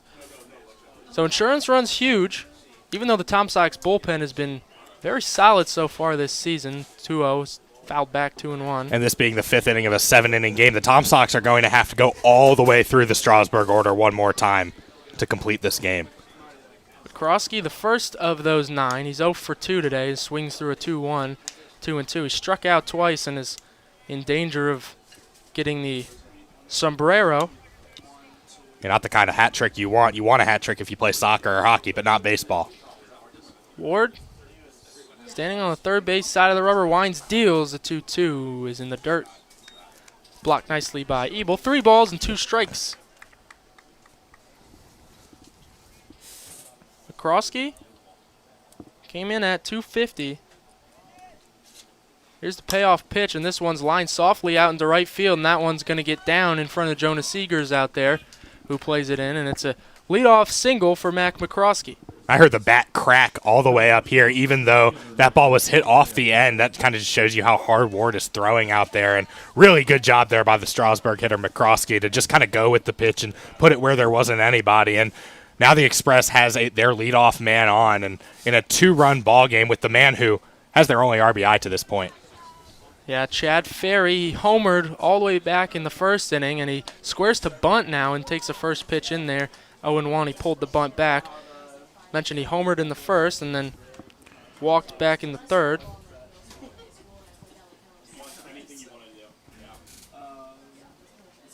Lefty on lefty matchup here, and the 0-1 is in the dirt and gets through the wickets of Garrick Ebel, goes all the way to the backstop, and that'll advance McCroskey to second base, a guy who had 2 stolen bases but didn't need to steal there. That's going to be a wild pitch, and there's a runner in scoring position now. And now that takes away the need to bunt. If you're Strasburg, you've got a man in scoring position, and now Ward in a bit of a spot. Chance to drive in a run here for Ferry. 2-0 misses, or rather that was a 1-1 and a miss. It's 2-1 now to the Clemson Tiger, whose collegiate teammate Alex Urban just went on the disabled list. Been dealing with some back issues for the Tom Sox. 2-1, hit on the ground over to second base. Foster up with this one. Throw on to first is in time, but that'll advance the runner McCroskey to third base with 1 out, and now anything other than a pop out or a strikeout will more than likely get McCroskey in. And that was another good job there by Strasburg to hit the ball where they needed to hit the ball. They get the runner over. It's still just a 2-run ball game, so you don't, and it's the 5th inning. You don't have to get both runs back here in the 5th. So Ryan Galaney digs in, one of the best hitters in the Valley League. He's 0 for 1 today, walked in the first, stole a base, but then was caught trying to steal third base. First pitch to him is high and away. Then he popped out in the 3rd inning to second base. So tied for the league lead in home runs with 5. 5th in the league in hitting at .352, and he stands in from the right side ahead in the count 1-0. Now ahead in the count 2-0 as pitch misses upstairs. I think if you're the Tom Sox, you'll take something like an RBI ground out or a sacrifice fly. I think you're willing to take the out and have the bases empty, and you still keep the lead even though it's cut in half. The corners are back. The middle infield's about halfway, so a hard hit ball up the middle might come home, but 2-0 is hit in the air down the right field line, fouling out of play over into the forest down the right field line as a train goes through. Possibly a good omen for the Express. The old Norfolk Southern Railway, they've been pushing trains through Charlottesville since the beginning of time, it feels like. 2 balls and a strike, outfield straight away. Set at the letters, Ward deals the 2-1. That one's fought off, fouled down the right side. Counts even now, 2 balls and 2 strikes with a runner on third base. That's McCroskey. Ryan Galaney at the plate. Cleanup man on deck for Strasburg, too, so you're getting into the heavy hitters of this order. Brayton Brown, another one of those great hitters. He's also tied for the league lead with 5 home runs. The 2-2 in the dirt, snagged nicely by Ebel. Full count now to Galaney.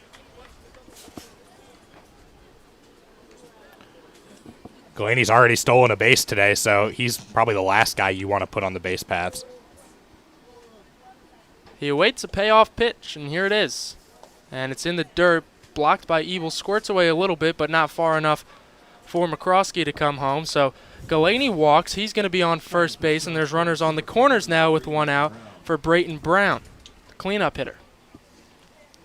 Oh, those bases on balls is probably what Corey Kohler is saying in the dugout. And for some reason, I don't. There's no science behind this, but it just feels so much more demoralizing when you give up a walk as opposed to a hit. Brayton Brown has one of those walks. He walked back in the first inning. He struck out in the 4th inning, so he's 0 for 1. He takes the first pitch low and away. A ball and no strikes. Ward was a guy that only had 1 walk in his 3 innings of work so far coming in. He's walked 2 so far, though. 1-0, big cut and a miss from the Auburn Tiger. 1 ball and 1 strike. I believe Ward threw a no-hitter during his high school career. I believe during his senior year at Fluvanna. He did win a state championship there, 2019. Comes set, now comes home with the 1-1. Good fastball on the outside, Black. Ahead in the count now, 1-2. Yeah, if you're familiar with high school baseball here in Central Virginia, you are most certainly familiar with the Fluvanna Flukos. Looking for a ground ball here. They're up 3-1. 1-2 misses up and away, 2-2. They being the Tom Sox, still a 3-1 lead here. Top half of the fifth. But the Express threatening with runners on the corners and one out. And the meat of their lineup up.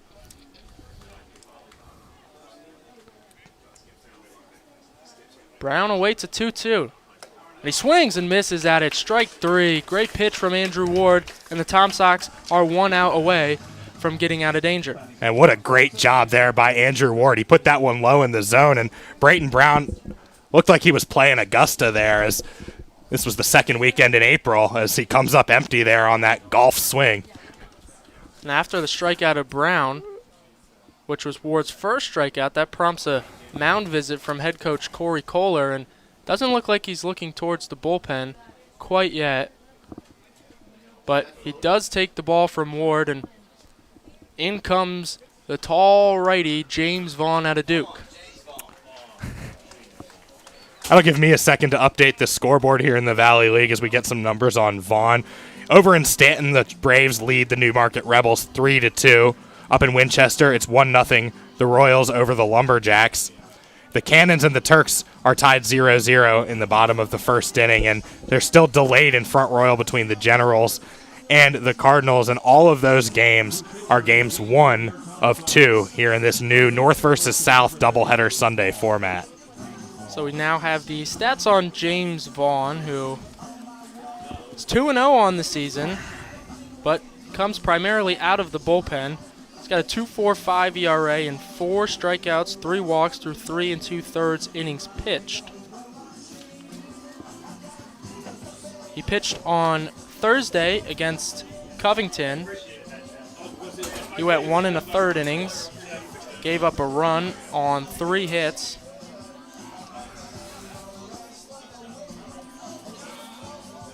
Very methodical pitcher out of Duke University. Didn't see any time there. Duke this season was, I think, one of the surprises in the ACC and maybe even in the entire country, as they came out of nowhere. They were the 9 seed in the ACC tournament down in Charlotte, and they got red hot and won the ACC, knocked off Virginia in the semifinals, beat NC State in a 1-0 taffy pull in the conference championship, and then they were sent to the Knoxville Regional, where they were beaten by the Liberty Flames twice around a win over Wright State. But Duke, not a team you see a lot in the NCAA tournament for baseball. You think more of them as, of course, a basketball school, but the Blue Devils made some noise on the diamond this season. And then being a basketball school, obviously, Coach K announcing that after this season he's going to be done, so John Shire will be taking over, and you saw both Duke and North Carolina pass it on to longtime assistants. And in the case of North Carolina, a lot of people are asking, can Hubert Davis coach? Does he have the experience? And he's actually been the head coach for the North Carolina junior varsity program since at least 2014. I think that's when he came, or 2013 is when he came on board for Roy Williams. So he's got the head coaching experience, and it'll be it's interesting to see how Roy went ahead and just decided to retire, whereas Coach K is going to coach one more season. Coach K is going to get the victory lap that we've seen some guys in baseball do. Derek Jeter comes to mind. Or Chipper Jones. Chipper. I remember I got my final chance to see Chipper Jones back when the Braves came to Washington for the final time in the 2012 season. I was fortunate enough to get to see him play one final time, as Vaughn now ready in a tough spot. Yeah, back here, James Vaughn. Last time he's inherited 1 runner so far this season and stranded him, but Trip McKinley digs in now. The first pitch to him is popped foul and out of play, 0-1. And just to reset, it's 3-1 Tom Sox here with runners on the corners, and really you just want to prevent anything in the gap if you're the Charlottesville fielders, at least for this batter. It's Ryan Galaney on first base. He's already stolen a bag, and Mac McCroskey on third. The 0-1, runner goes from first, pitch taken low, ball throw down to second is not in time, and McCroskey comes home to score on the throw. Looked like it was a good throw from Ebel, but Galaney in there safely. And McCroskey scores to make it 3-2 now, Tom Sox, here in the top of the 5th. And that throw pulled Cole Foster just to the right. And I think if it wasn't for that 1 or 2 feet that the throw is offline, that's probably a caught stealing and the inning's over. But interesting that Guidry didn't cut that ball off and throw it home. Now the tying run is in scoring position with good speed. That's his 2nd stolen base of the day, 6th of the season for Galaney. And Tripp, who's 0 for 1, has a 1-1 count. Vaughn set at the belt, long look home. Now the high leg kick, and the 1-1's in the dirt. 2 balls and a strike. You got a base open if you're the Tom Sox. However, if you do walk this guy, you put the go-ahead run on base. Tripp is at 273 on the season. Eric Toth is on deck. He's at 290, so it's a pick your poison kind of thing. The 2-1 swung on, hit on the ground, left side, fielded by Guidry as he ranges to his left. Long throw to first is not in time. It's going to be an infield hit for Tripp McKinley. And runners again on the corners. This time the Tom Sox only hold a 3-2 lead. And there's 2 outs here in the top of the 5th. And that's a great job actually by the first baseman Wyatt Langford to recognize he didn't really have a chance to get that runner out no matter how crazily he stretched. So instead, he just went and blocked the ball to prevent the runner at third from thinking about advancing home. That'll bring up Eric Toth. He's 0 for 2 today. More speed on first base in McKinley. As time called before Vaughn comes home. Vaughn, when he's on the mound, he takes his time out there, not in a rush. See a lot of players in this league work fast. Vaughn, not one of them.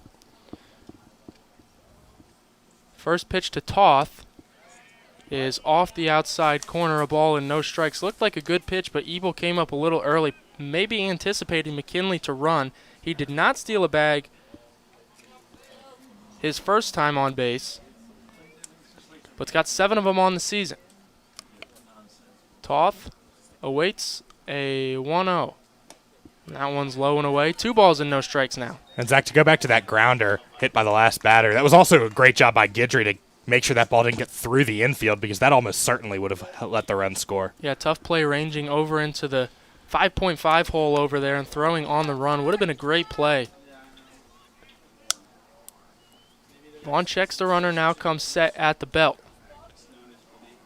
The high leg kick in the 2-0 misses low and away in the dirt, stabbed at by Ebel. 3 balls and no strikes.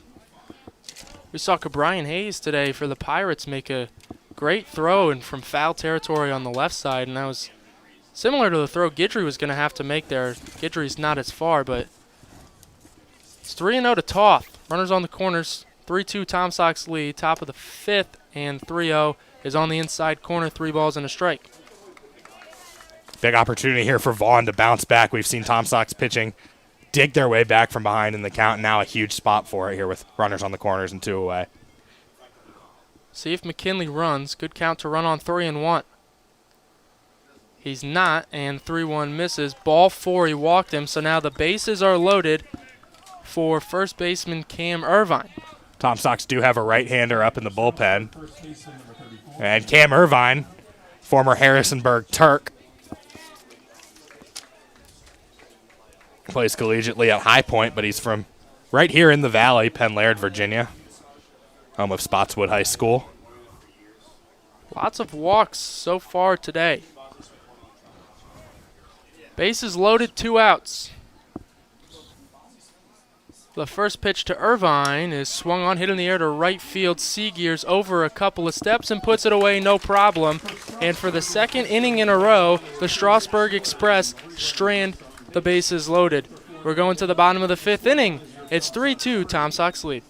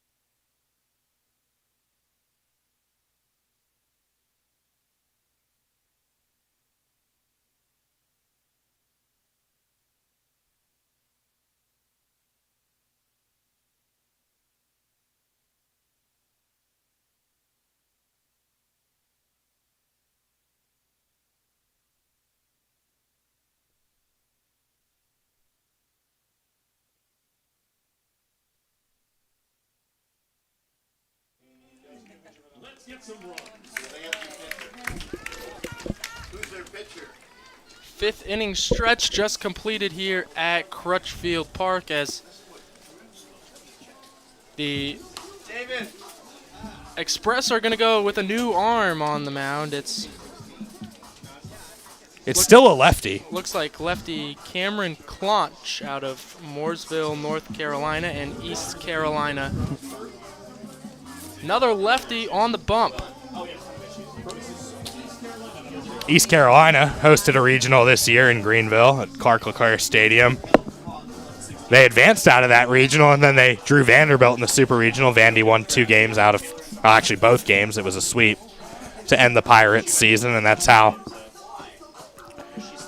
I believe Cameron Clonch ended up here. And he's actually listed as a utility player. And I believe this is his first outing on the bump so far this season. As there is still action in both bullpens.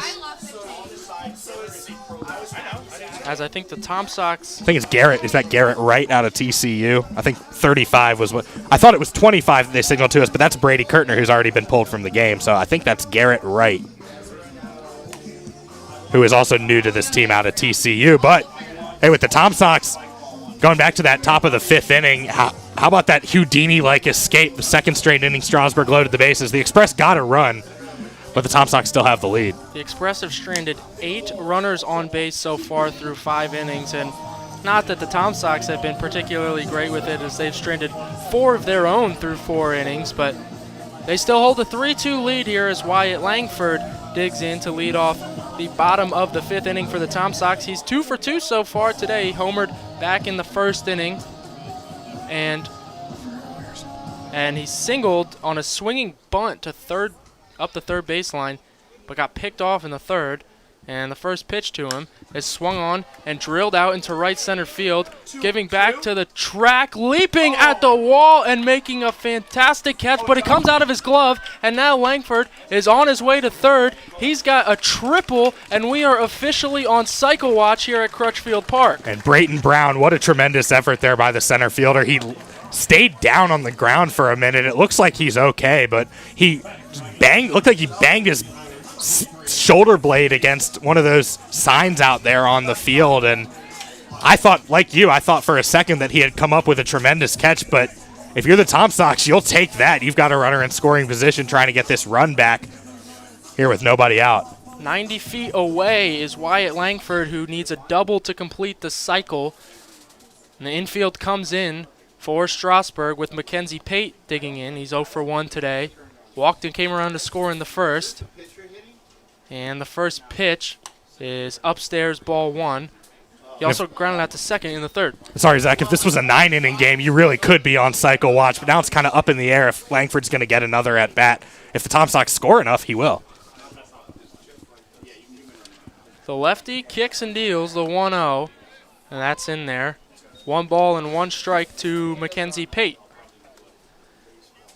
So it's Cameron Clonch on the mound for the Express. First appearance of the season, and the first batter, Wyatt Langford, welcomes him with a leadoff triple. Here's the 1-1. That's in the dirt. Stopped nicely there by Hooks behind the plate to keep Langford at 3rd base. The count's 2-1 now. Ty Hooks has done a great job behind the plate tonight for Strasburg here in this game 1, especially in this heat. Things cooling off a little bit now as the sun's starting to drop, but not when you got all that equipment on. Here's the 2-1 to Pate, and that's upstairs. 3 balls, 1 strike to the Tom Sox center fielder. And typically this time is when the sun is really bright and the shadows start to creep in around 7:15, 7:30 here. But sun right now behind a cloud, no shadows whatsoever, as the 3-1 to Pate is swung on, lifted in the air, right field. Going back on this one is Toth and putting this one away a few steps in front of the wall, but it's well deep enough to score Langford. And the Tom Sox cash in on the Langford triple, a sac fly and an RBI for Mackenzie Pate. It's now 4-2 Tom Sox. And now the Express has to be kicking themselves for not being able to put more than 1 run across the board in that top of the 5th inning when they had the bases loaded. And credit to the Tom Sox pitching in the form of James Vaughn to get out of that inning. And now super important insurance run here. I don't think it's too late to be using that term. Certainly not, as Tom Sox are 6 defensive outs away from a win here in the first half of this doubleheader, and that'll bring up Cal Stark. The first pitch to him is popped up, foul territory, first base side near the Tom Sox dugout, trying to get out of the way were the Tom Sox players, but the ball dropping as Irvine couldn't navigate through the sea of Tom Sox right in front of the dugout. And it's 0-1, and looking possibly for interference was the head coach of the Express, George Last, but ultimately, no, says home plate umpire Greg Howard. It's no balls and a strike on Cal Stark, who's 1 for 2 today. He doubled to right center field back in the 3rd. The windup and the 0-1 to him is a breaking ball in there. No balls and 2 strikes now. Stark was also a strikeout victim back in the 1st inning.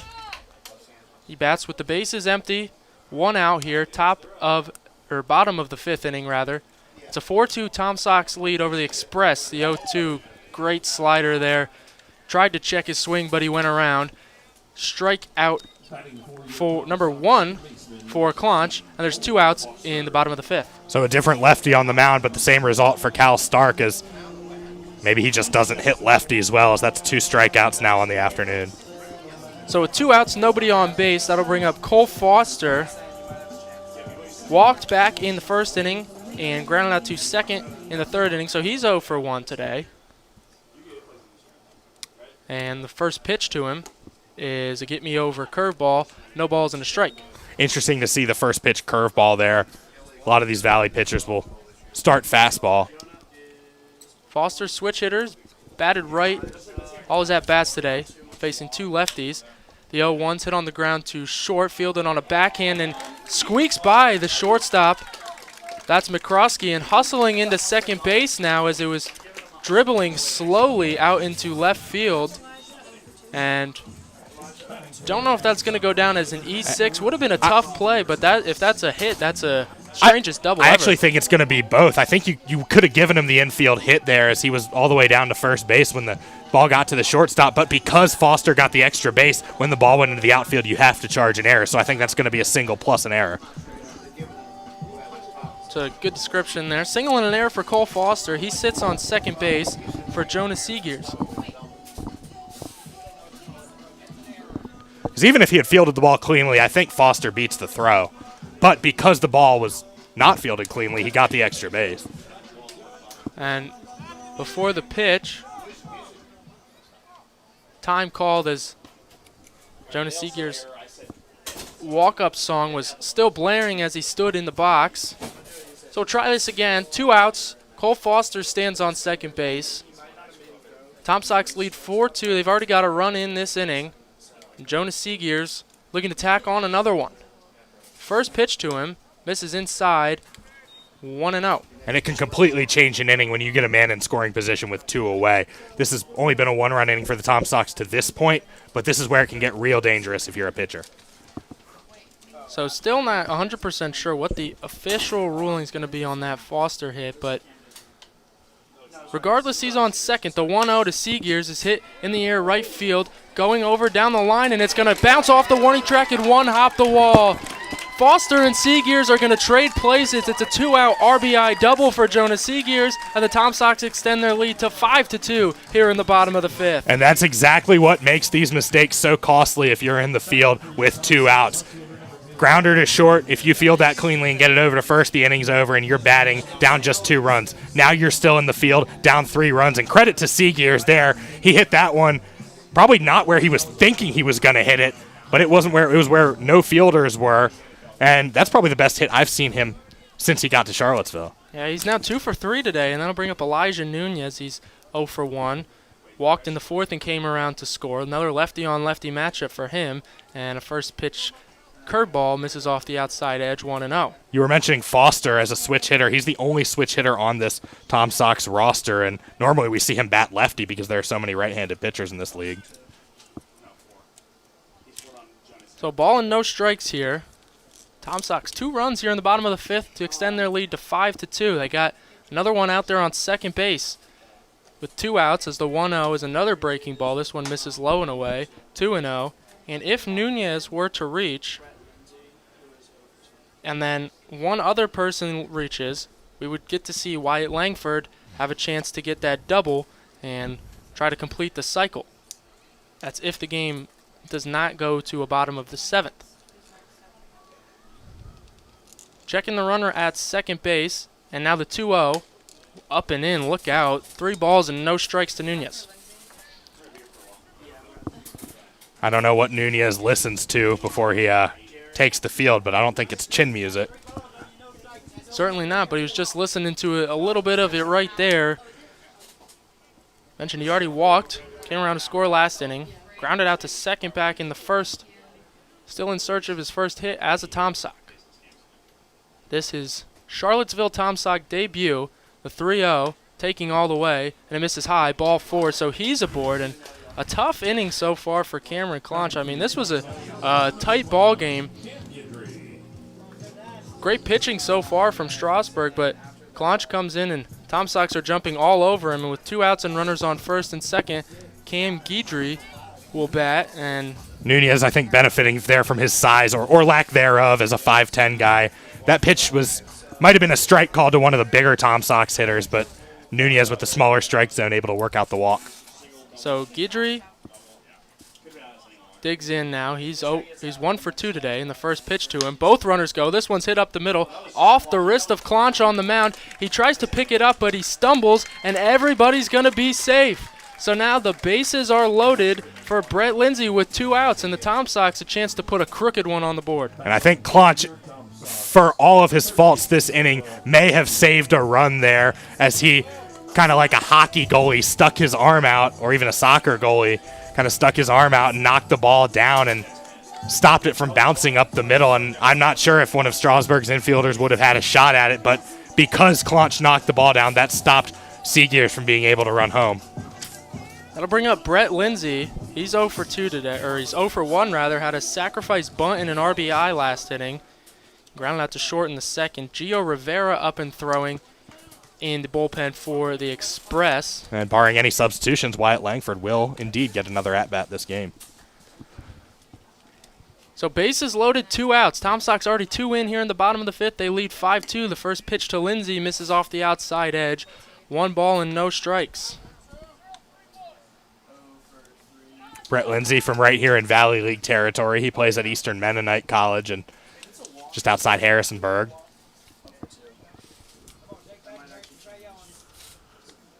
He's out of Hayes, Virginia. He waits now, a 1-0, and here it is. Squares to bunt, pulls it back, and that pitch is in there. 1 ball and 1 strike. Tom Sox got a run home on a squeeze bunt earlier. Even if you don't intend to actually lay one down, not a bad idea to make the defense think a little bit. Corners remain back, though.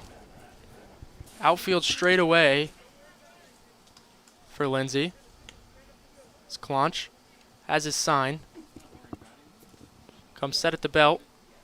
High leg kick in the 1-1. Swing and a miss. Awkward swing there from Lindsay, and he's behind in the count, a ball and 2 strikes. Not sure if he foul tipped it or not. Hooks dropped the ball, but keep an eye on Seagears there over at third. He's getting a big lead off of that bag, and with the left-handed pitcher, his back is turned to the runner on third base. With 2 strikes, it'd be a risky move as far as safety goes to try to steal home here, but be exciting to see. It's 1-2 to Lindsay here. Pitch up and away. Counts evened up now. 2 balls and 2 strikes. And Clonch, I'm sure, dying to just get off the mound here. Inning started with a leadoff triple off the bat of Wyatt Langford and what was almost a tremendous catch out in center field from Brown, and it has since spiraled. 2 Tom Sox runs in. Bases are loaded. The 2-2 ripped, and a dive at third base keeps the ball in the infield, but it's going to be a infield single and an RBI for Lindsay, but a great diving stop by Ketterman saved a double for Lindsay and probably 2 more Tom Sox runs to come in to score. Yeah, and if you remember, Zach, this inning was bases empty, 2 away, and the score was 4-2. And then the Tom Sox got a double from Cole Foster, or excuse me, from Jonas Seagears. And that is what really turned it into a big inning, is we're going to have a mound visit now for Strasburg, and I wonder if this might be the end of the line for Claunch. And it was that awkward play over at shortstop when Cole Foster hit that slow roller, and the shortstop McCroskey tried to field it on a backhand, and it squeaked past him, and then the hustle from Foster to stretch that into two. Jonas Seagears traded places with him, and then a walk, 2 singles. That's where we are now.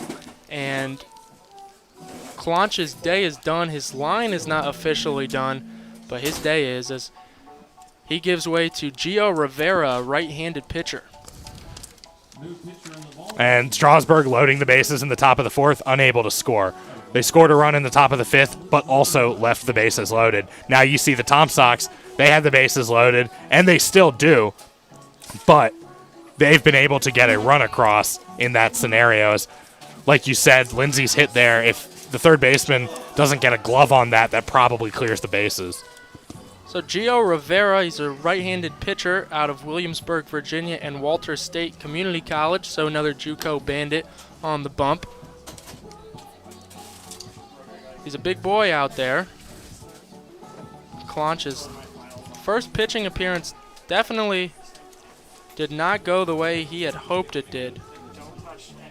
As Rivera, he's appeared in 3 games, 4 2/3 innings, 2 hits, 8 strikeouts, and has not allowed a run yet. And from his warm-up pitches so far, looks like he's got good velocity. Sometimes in this league you will have doubleheaders because of rain and whatnot, but this is the first year we've had doubleheaders actually scheduled going into the day. And I think that might affect your planning and preparation a little bit as a manager, because now you have, even though the games are a little bit shorter, you've got to plan pitching for 2 games, not just 1. There is no action down in the Tom Sox bullpen right now. Dylan Janik is the projected starter for the second half of this doubleheader. It'll be the top of the order, Garrick Ebel. He's 0 for 3 today. Struck out swinging in the first, struck out looking in the second, and popped to second in the 4th. But he's got the bases loaded and 2 outs. Already 3 runs in the inning for the Tom Sox. They have a 6-2 lead here in the bottom of the 5th. And well, they say when you're due, so I can't think of a better spot for Ebel to kind of turn his day around here at the plate. Ebel's got a nice little on-base streak going, too, which is in jeopardy. It's 11 games right now. First pitch to him. Outside corner, really good fastball there from Rivera. And it's no balls and a strike. And I think Rivera's either mother or host mother might be in the stands, because there's a lady with a phone focusing on the pitcher, taking video. So cool to see some Express supporters out here making the trip to Charlottesville. 0-1 is a good slider. 0-2 now, as that one bends in there. And just 2 pitches in, I really like Rivera's stuff so far. The righty toes the first base side of the rubber, has his sign now set at the belt. High leg kick in the 0-2, and it's fouled off. Tried to blow a fastball by him, but Ebel able to spoil that one. We'll try it again. No balls and 2 strikes.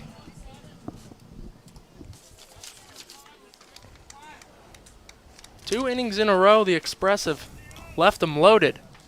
Tom Sox looking to cash in here. Already 3 runs, but still with the bases loaded. The 0-2 offering to Ebel is low and away. 1 ball and 2 strikes. Look like he tried to go with something a little softer there.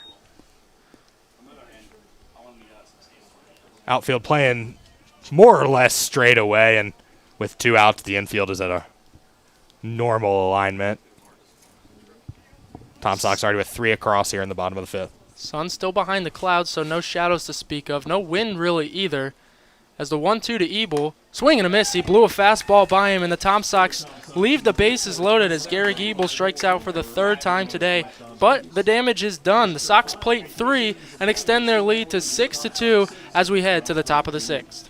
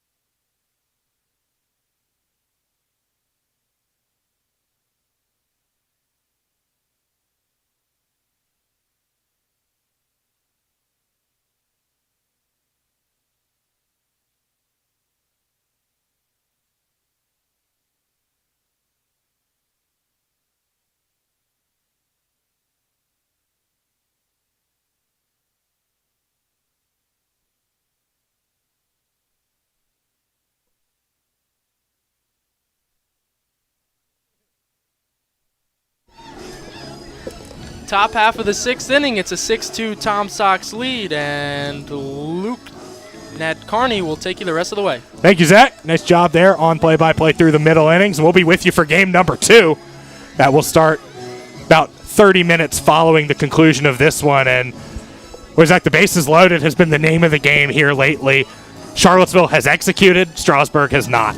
Yeah, and the Tom Sox, even though they left them loaded last inning, they were still able to scratch 3 runs across and come through a couple of times with the bases loaded. So you look at the 3 stranded runners, and it's not as big of an issue as it is for the Express, who have stranded the bases loaded now 2 innings in a row. It'll be James Vaughn back onto the hill for the Tom Sox as Charlottesville sent 8 men to the plate, or 9 men to the plate, I should say, in the in the bottom half of the 5th inning. And it is catcher Ty Hooks leading things off for the Express as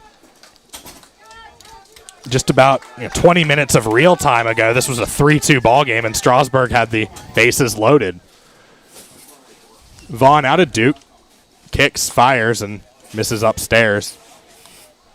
Vaughn with the high socks, similar to center fielder Mackenzie Pate, but looks like all the other Tom Sox fielders currently have the pant legs low. 6-2, Tom Sox in front here in the 6th.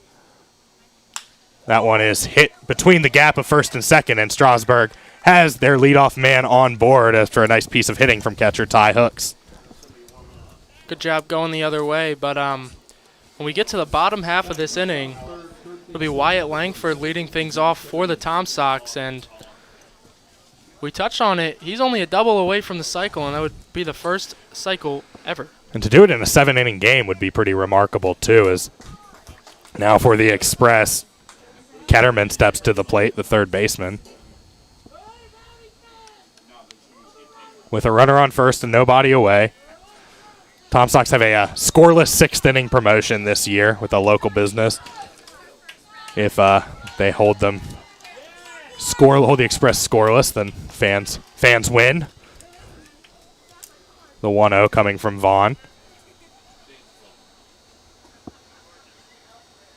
As that one is hit sharply into the gap in right center field, it's going to get down for a base hit, and it's going to roll to the track. Pate does a good job of cutting it off, and he's going to hold the hit to a single. Wow, it's one of the longest singles I've ever seen. But the first 2 on board for Strasburg here with 2 singles. That was a great play out in center field by Mackenzie Pate. Another hustle play. We saw him back in the 1st inning score a run because he didn't stop hustling around third base on a ground ball to the infield with 2 outs. There he does a great job of moving over into the right center field gap, cutting that ball off, and holding Zach Ketterman to a single when that looked like a surefire double off the bat. Hooks moves over to third on the hit, so runners on the corners now, and Strasburg not dead yet as the top of the order comes to the plate. Here's McCroskey. Swing and a miss on the first one on a fastball, strike 1. Krosky, 1 for 3 so far today. Struck out in his first 2 trips up, but last inning singled and came around to score. Tom Sox infield goes double play depth. They will trade the out or outs for the run here with a 4-run lead. Langford holding on the runner at first, as that one is sprayed foul, and it's going to be caught by Langford, and he dives and touches the bag with his glove, and they call him out on the double play. What a play by Wyatt Langford. He's doing it at the dish, and now he's doing it in the field. Yeah, for real. Have a day, Wyatt Langford. What a great play, and the awareness to immediately, after he catched that ball, spring back to the base and then dive and touch it with the ball in his glove hand. Unreal play, and all of a sudden, you get the double play, but not in the traditional way, and you're 1 out away from escaping danger. So 3 unassisted, and now Fairley bats with 2 away, and he's the man who homered, so that's really big because you've got the middle of the Strasburg order coming up, and now you've only got 1 on with 2 away, and that runner still is, however, in scoring position as swing and a miss on the first pitch. Yeah, but if you're the Tom Sox, you're okay with giving up 1 here, but you don't want to let anything get too out of hand, so huge play there. This one is hit well again, deep right field. Seegers turns, and he's got another. That ball is halfway up the hill, and boy, how about that from Chad Fairley. He is seeing the ball well today. It's got to be the size of a beach ball. And he knew that one off the bat. If the first one was a no-doubter, then that one was no doubt a no-doubter. I mean, he hit that, and he watched it. It looked like an MLB The Show animation, dropped the bat, and just stood in the box and stared at it for a couple seconds before making his trot around the bases. And we saw last Sunday, Austin Bowman from the Winchester Royals hit a home run that went just a little bit farther than that. As Strasburg has one of those home run tokens. They have a cowboy hat that the guy who hits it gets to wear, so fairly going through the dugout with the hat, and now the base is empty with 2 away. Tom Sox still up 6-4. Yeah, positive spin zone here if you're the Tom Sox is that, well, now the bases are empty. You got a 2-run lead and 1 out from getting out of the inning. You're 4 defensive outs away from ending this game. Base is empty, 2-run lead. So. But they face a guy that they've struggled to retire here this evening. It's Ryan Galaney, the designated hitter, and if you let Galaney get on the base pass, he's got 2 stolen bases already. Yeah, he's walked a couple of times and popped out to second, but you mentioned he's got those 2 steals, but Ebel did a good job back in the first inning of throwing him out at third base, and that second stolen base back last inning was a real close play down at second base. Ebel made a pretty strong throw, and they almost had him. It's a 1-1 count after a foul ball. Vaughn looks in, he fires. That one almost hit him, but stays inside, and it's ball 2. And that double play by Langford looming large as the Tom Sox have now a two-run lead rather than just 1 run, and 2 outs on the board. Here's the 2-1 from Vaughn. This one is on the ground between third and short, and it's going to get through the infield past the diving Cam Guidry as Guidry ends up with dirt on his chest. And the inning continues for Strasburg. Yeah, and this is something that, as Corey Kohler is going to come have a chat, and it looks like we're going to have a pitching change. But this is something that when you're a great offensive team like the Strasburg Express are, you are never out of a game because all of a sudden, this was a 6-2 game. Tom Sox had all the momentum. Now you look at it, the tying runs at the plate in the form of Brayton Brown, who leads the league in home runs, or is tied for the league lead in home runs. He's 5th in the league in RBIs. So one swing of the bat can tie this game up, and James Vaughn's night is done, and it's going to be Chase Santala coming in. And we'll see if Brayton Brown, who almost made that great catch in center field and got his bell rung as he crashed into the wall. Obviously, he was well enough to stay in the game. We'll see if that affects him at all as Chase Santala comes to the bump for the Charlottesville Tom Sox as we check the scoreboard once again, and they're finally underway from Front Royal, top 5 of Game 1. The Generals lead the Cardinals 5-0. Over at John Moxley Stadium in Stanton, top 7 as the Rebels with their last gasp against the Braves. Stanton in front 5-2. Bottom third, the Royals lead the Lumberjacks 9-5. And in the top of the 4th, in Harrisonburg at James Madison University, the Turks and the Cannons in a pitcher's duel. It's 0-0. So for Santala, the season stats on him, he's got a 2.34 ERA through 7 2/3 innings. He's given up 7 knocks, but he struck out 14. I mean, that is pretty darn good. That puts him at a 16.435 Ks per 9. And last time he came in was on Thursday against the Covington Lumberjacks. He came in a pretty precarious situation. Came in with runners on first and third in a very tight ball game and spun a double play as there was 1 out to get out of the inning. Wound up pitching 3 2/3 and striking out 8. And you see kind of out next to Santala warming up, you kind of see the spirit of the Valley League as the entire Tom Sox infield is gathered around the Strasburg runner, Galaney, and they're just all kind of chopping it up, talking about whatever. Galaney, who plays at Wofford, and of course many of these guys in the Tom Sox infield from the SEC, so these guys probably play games against each other in the regular season in non-conference play as we're about ready for Santala to throw his first official pitch. And it's Brayton Brown batting with a man on base, 2 outs, and a 6-4 lead for the Tom Sox. Santala delivers, and that one low and outside for a ball. Top of the 6th of this 7-inning first game of the doubleheader.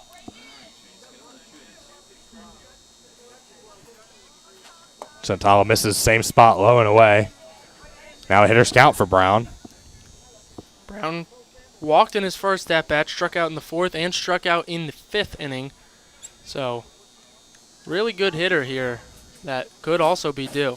McKinley would be next, and that one is hit sharply to right field. However, it's going to hang up there just long enough for Seagears to come over and make the grab. So the Tom Sox give up their second home run of the game. It was the second for Chad Ferry of the 2-run variety, and Strasburg cuts the lead in half. It's 6-4 Tom Sox going to the bottom of the sixth. You're listening to Tom Sox Baseball.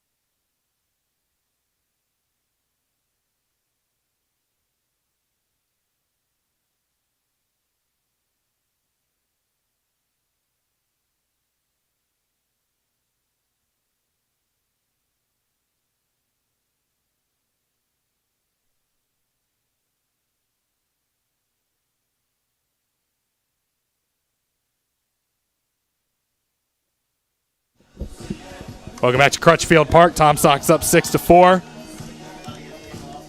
Coming to bat in the bottom of the sixth and facing Gio Rivera out of Williamsburg, Virginia.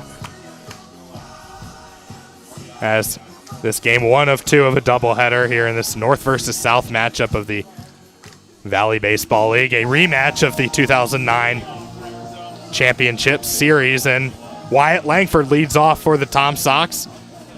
He's 3 for 3 today, and he is a double short of the cycle. Yeah, certainly, and Gio Rivera did a really good job last inning, coming in sort of damage control role. Got the strikeout of Garrick Ebel to strand the bases loaded, but now we turn our eyes to Wyatt Langford, who's on cycle watch. Rivera now from the windup. This will be the first time we see his windup, and that one is called a ball downstairs. And for the Express in the top of the seventh, it'll be 5, 6, and 7, barring any substitutions. McKinley, Toth, and Irvine. The 1-0 to Langford is upstairs for ball 2. If you're wondering how the outfield is for Wyatt Langford, they are playing just about straight away. The center fielder is shaded a little bit to the left. The 2-0 from Rivera, that one is right over for a strike.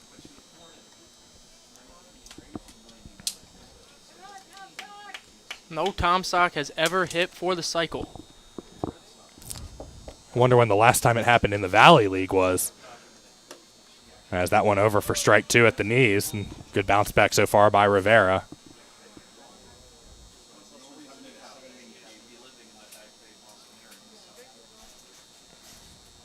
The 2-2, the windup, the delivery, and that one is on the ground to third. This is not going to be a double.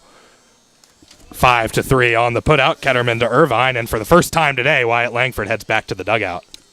Our resident stat guy, kind of the all-knowing Tom Sox man, David Argo, informed us that there was a cycle in the Valley League somewhere this season, but we are still in search of our first Tom Sox cycle, not only this season, but ever. Here's Mackenzie Pate in center field this evening. And he takes a strike wearing number 23. And I think there was a famous athlete who wore that number somewhere down the line. LeBron James. The 0-1 to Pate. It is off the glove of the catcher, hooks out of the strike zone, 1-1.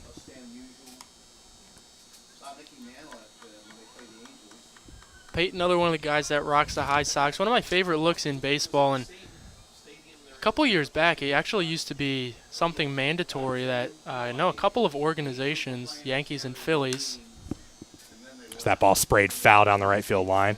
made their minor league teams wear the high socks. And Ryan Howard actually went on a rehab stint down through the Phillies organization, and in the spirit of being with the minor league teams, Ryan Howard was rocking the high socks and the double ear-flapped helmet throughout his entire minor league trek. Here's the 1-2. That comes inside and grazes Pate on the shoulder, and he will get first base. Ryan Howard, a guy that as an Atlanta Braves fan I hated to see in the batter's box, but he was one of the greatest opposite field hitters I ever saw play. Yeah, that left center jut out there at Citizens Bank Park was no issue for Ryan Howard. I mean, this guy, one of the greatest home run hitters to left center of all time, and injuries kind of derailed his career a little bit earlier than it could have been. But I mean, when he first came up, he was immediately one of the best hitters in all of baseball.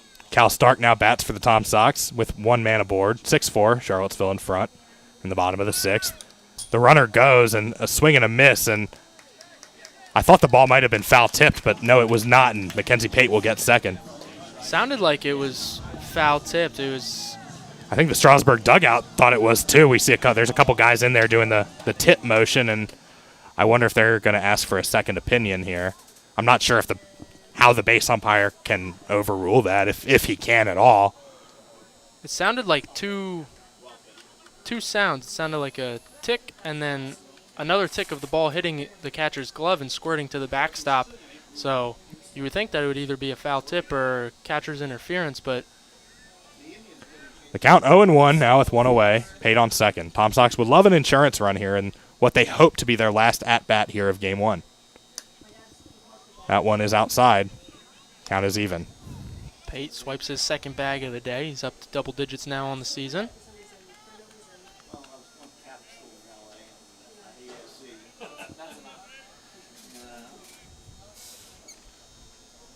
A big insurance run out there for the Tom Sox, too. The 1-1 from Rivera outside. Stark so far today, he had that double out to right center field in the third, but has struck out in his other two at-bats. Facing a righty for the first time.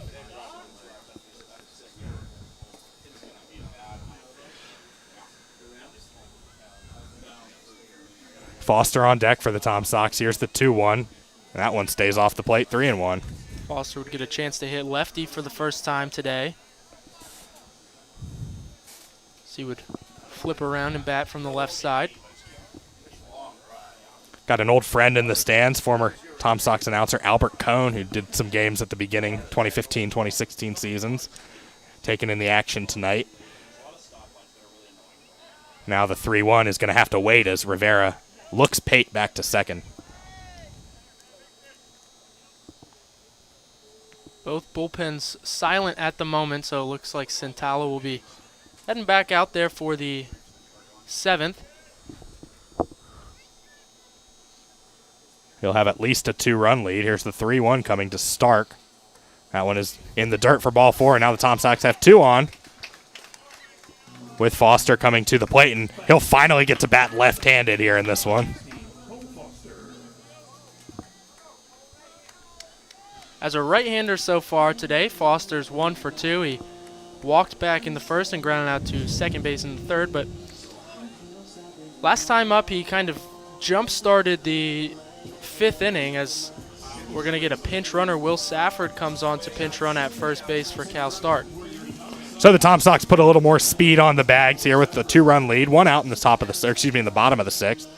Strasburg will have 5, 6, and 7 due up in the top of the seventh, and I think, as you said, we'll see Santala as both bullpens are quiet now. The sun's starting to peek through the clouds now, so all of a sudden it went from no shadows and now big shadow right out in front of home plate. Here's Cole Foster with an opportunity to drive in some more as he hits this one in the air, and that's not going to get it done. Infield fly rule in effect, and the catch made anyway by Ketterman at third base, so Foster kicking himself as he strolls back to the dugout.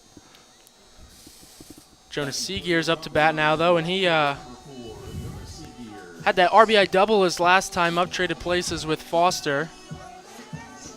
Those two really, Langford had the triple to lead off the inning and then the sac fly, but with 2 outs and nobody on, it was Foster and Seagears who really kind of propelled that to a big inning. Yeah, Foster hit a grounder to short that was mishandled. He ended up on second base, and then Seagears delivered the blow with a RBI double down the right field line, and now he bats with 2 on, 2 out in the bottom of the sixth. Runners take off, swing and a miss, and the Strasburg catcher Hooks is just going to go ahead and let the runners have him. And now because you're ahead in the count, you pitch to him, but I wonder if you fall behind in the count here, do you just put the runner on? Yeah, I'm not entirely sure why Hooks had no interest whatsoever in throwing to either base there. Possibly didn't want to risk a wild throw and have another run come home. But now the Tom Sox have 2 in scoring position. Here's the 0-1. That one's upstairs for a ball. Yeah, but you could make that argument anytime somebody tries to swipe third. But now you got 2 guys in scoring position, and a hit makes this a 4-run ball game as opposed to a hit would have just made it a 3-run ball game. And from the windup, the 1-1, that one is hit in the air, left field. Will it stay fair? And it's going to the track, to the wall, and reaching up and making the catch. Just short of the wall is the left fielder, Chad Ferry. The ball in fair territory, so officially a flyout. And that's how the 6th inning ends. Charlottesville gets a couple runners on, but they can't do anything with them. It's 6-4 going to the 7th. You're listening to Tom Sox Baseball.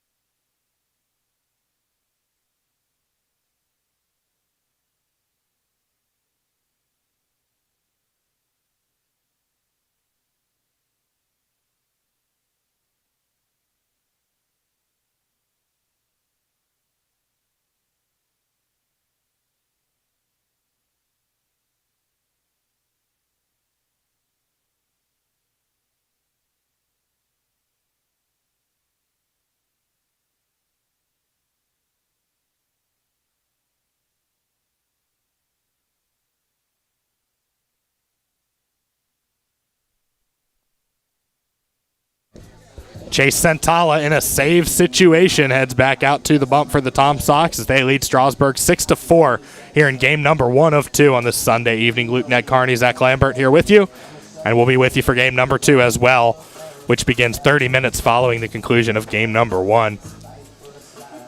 Santala looking for his 2nd save so far of the season. And that would tie him with Preston Allen for the team lead. As a squad, the Tom Sox only got 6 saves in their 11 wins. They usually like to out-hit their opponents so much that when they have a chance to win, it's not always a save situation. So the Express is going to send a couple guys out to the bullpen just in case as McKinley leads things off. Santala delivers, and it's a slider for a strike. Really nice slider there, kind of a get-me-over pitch, but also one that looks sharp enough that kind of froze McKinley a little bit. The 0-1. This one is hit on the ground foul, and it's quickly 0-2. Santala, college teammate of Wyatt Langford at the University of Florida. He's a native of Tampa. Wonder if he's a Rays fan. Now he's waiting. And a long look here on the 0-2 pitch, and now he steps off. As home plate umpire Greg Howard says, move it along. And now the kick, the 0-2, and that one downstairs for a ball. We still got a whole nother 7-inning game to go after this. Yeah. Start about 30 minutes after this one ends. Not sure where Howard is from, but base umpire Matthew Pierman is a Charlottesville native, so he doesn't have far to go. That one is downstairs for ball 2. Pierman, his full-time job is the athletic director at Monticello High School here in town. Big sports fan, big fan of the Washington football team and the Virginia Cavaliers.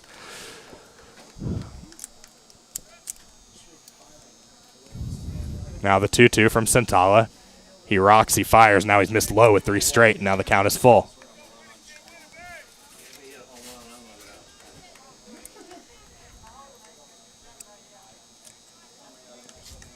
Tom Sox up by 2 here. In the top of the 7th, as that one is off the fists in the air to left field, and it's going to get down for a base hit as a bloop single to start the top of the 7th for Strasburg. And Trip McKinley on base yet again. 2nd hit. He walked. He's been all over the base pads, but has yet to steal a base, but has the ability to. So it'll be interesting to see what they decide to do if they decide to send him, because I'd imagine they wouldn't because his run really means nothing. Here's Eric Toth, the right fielder out of Presbyterian, and that one fouled back, 0-1. And unfortunate for the Tom Sox there as they were on the 0-2 count. Thought they might have had an easy out to start the inning, but quite the opposite. Yeah, and those are the ones that come back to haunt you. You go up 0-2 on a guy and then wind up losing him, especially the leadoff hitter. And now we're 0-2 again as that one is sent foul by Toth. Now we'll see if they start the runner here with 2 strikes. Strasburg is already hit into a double play today, but it wasn't of the conventional variety. Santala from the stretch looks in. He delivers the 0-2. Swing and a miss, strike 3, and they don't have to tag him as first base is occupied, even though that ball was in the dirt. So 1 away with the 7-hole hitter Cam Irvine due up. Yeah, Toth goes down on strikes for the second time tonight, and a really good pitch there by Santala getting him to chase out of the zone, and now a ground ball could end this game. Cameron Irvine knows this league very well. He was formerly a member of the Harrisonburg Turks in seasons past. As he takes a strike to start with 1 away. He plays at High Point and he uses a purple bat. High Point's primary colors, purple and black. As that one is downstairs for a ball. So far today, he's 0 for 2. Walked back in the 4th, though. Couple of flyouts as well. Playing close to home here this summer. He's a native of Penn Laird, which is just outside Harrisonburg, as that one is outside 2-1. Now Santala behind in the count for the first time this inning. Ty Hooks waits on deck should this game not end here. The 2-1. Good-looking slider there right over for a strike. And the other night when Santala was really working, he was able to mix his fastball and his breaking ball really well. And his breaking ball was freezing people. It would set up the fastball really nicely to blow it past him. Really had the entire Covington Lumberjacks lineup guessing. The runner holds, and another swing and a miss, strike 3. So thus far, a good bounce back for Santala after surrendering a leadoff single. And tying runs still at the plate here with a runner on base, but the Tom Sox 1 out away from taking game 1. And there again, he used the slider to set up the fastball on the inside corner. Probably looking for that slider again was Irvine, and way late, very tied up on the fastball. And interesting that Langford's still holding the runner on there at first base. First pitch called a strike on a fastball, and now we'll see how Santala does it here on this at-bat as Hooks, the batter, who has really done a great job behind the plate. We assume he will not be the catcher for game number 2. Runner takes off, and the pitch is called a ball, and Ebel thought about throwing it down to second. He wasn't going to get him because the runner got such a great jump, and he fumbled the exchange. But as it stands, Strasburg with a 1-1 count has a runner in scoring position. Yeah, but unfortunately for Strasburg, that run doesn't really mean too much as still a 2-run game. Tying run is at the plate, though. The 1-1 to Hooks. The look back to second. This one is on the ground. Foster, 3 bounces over to Langford at first, and you can put Sox on this one. The Tom Sox win 6-4 in game 1 of this Sunday doubleheader in a 2019 championship rematch over the Strasburg Express. And with 1 game to play, so far, so good for the Sox. Yeah, Strasburg really has nobody to blame but themselves for this one as they left 10 runners on base in only 7 innings. They left them loaded twice.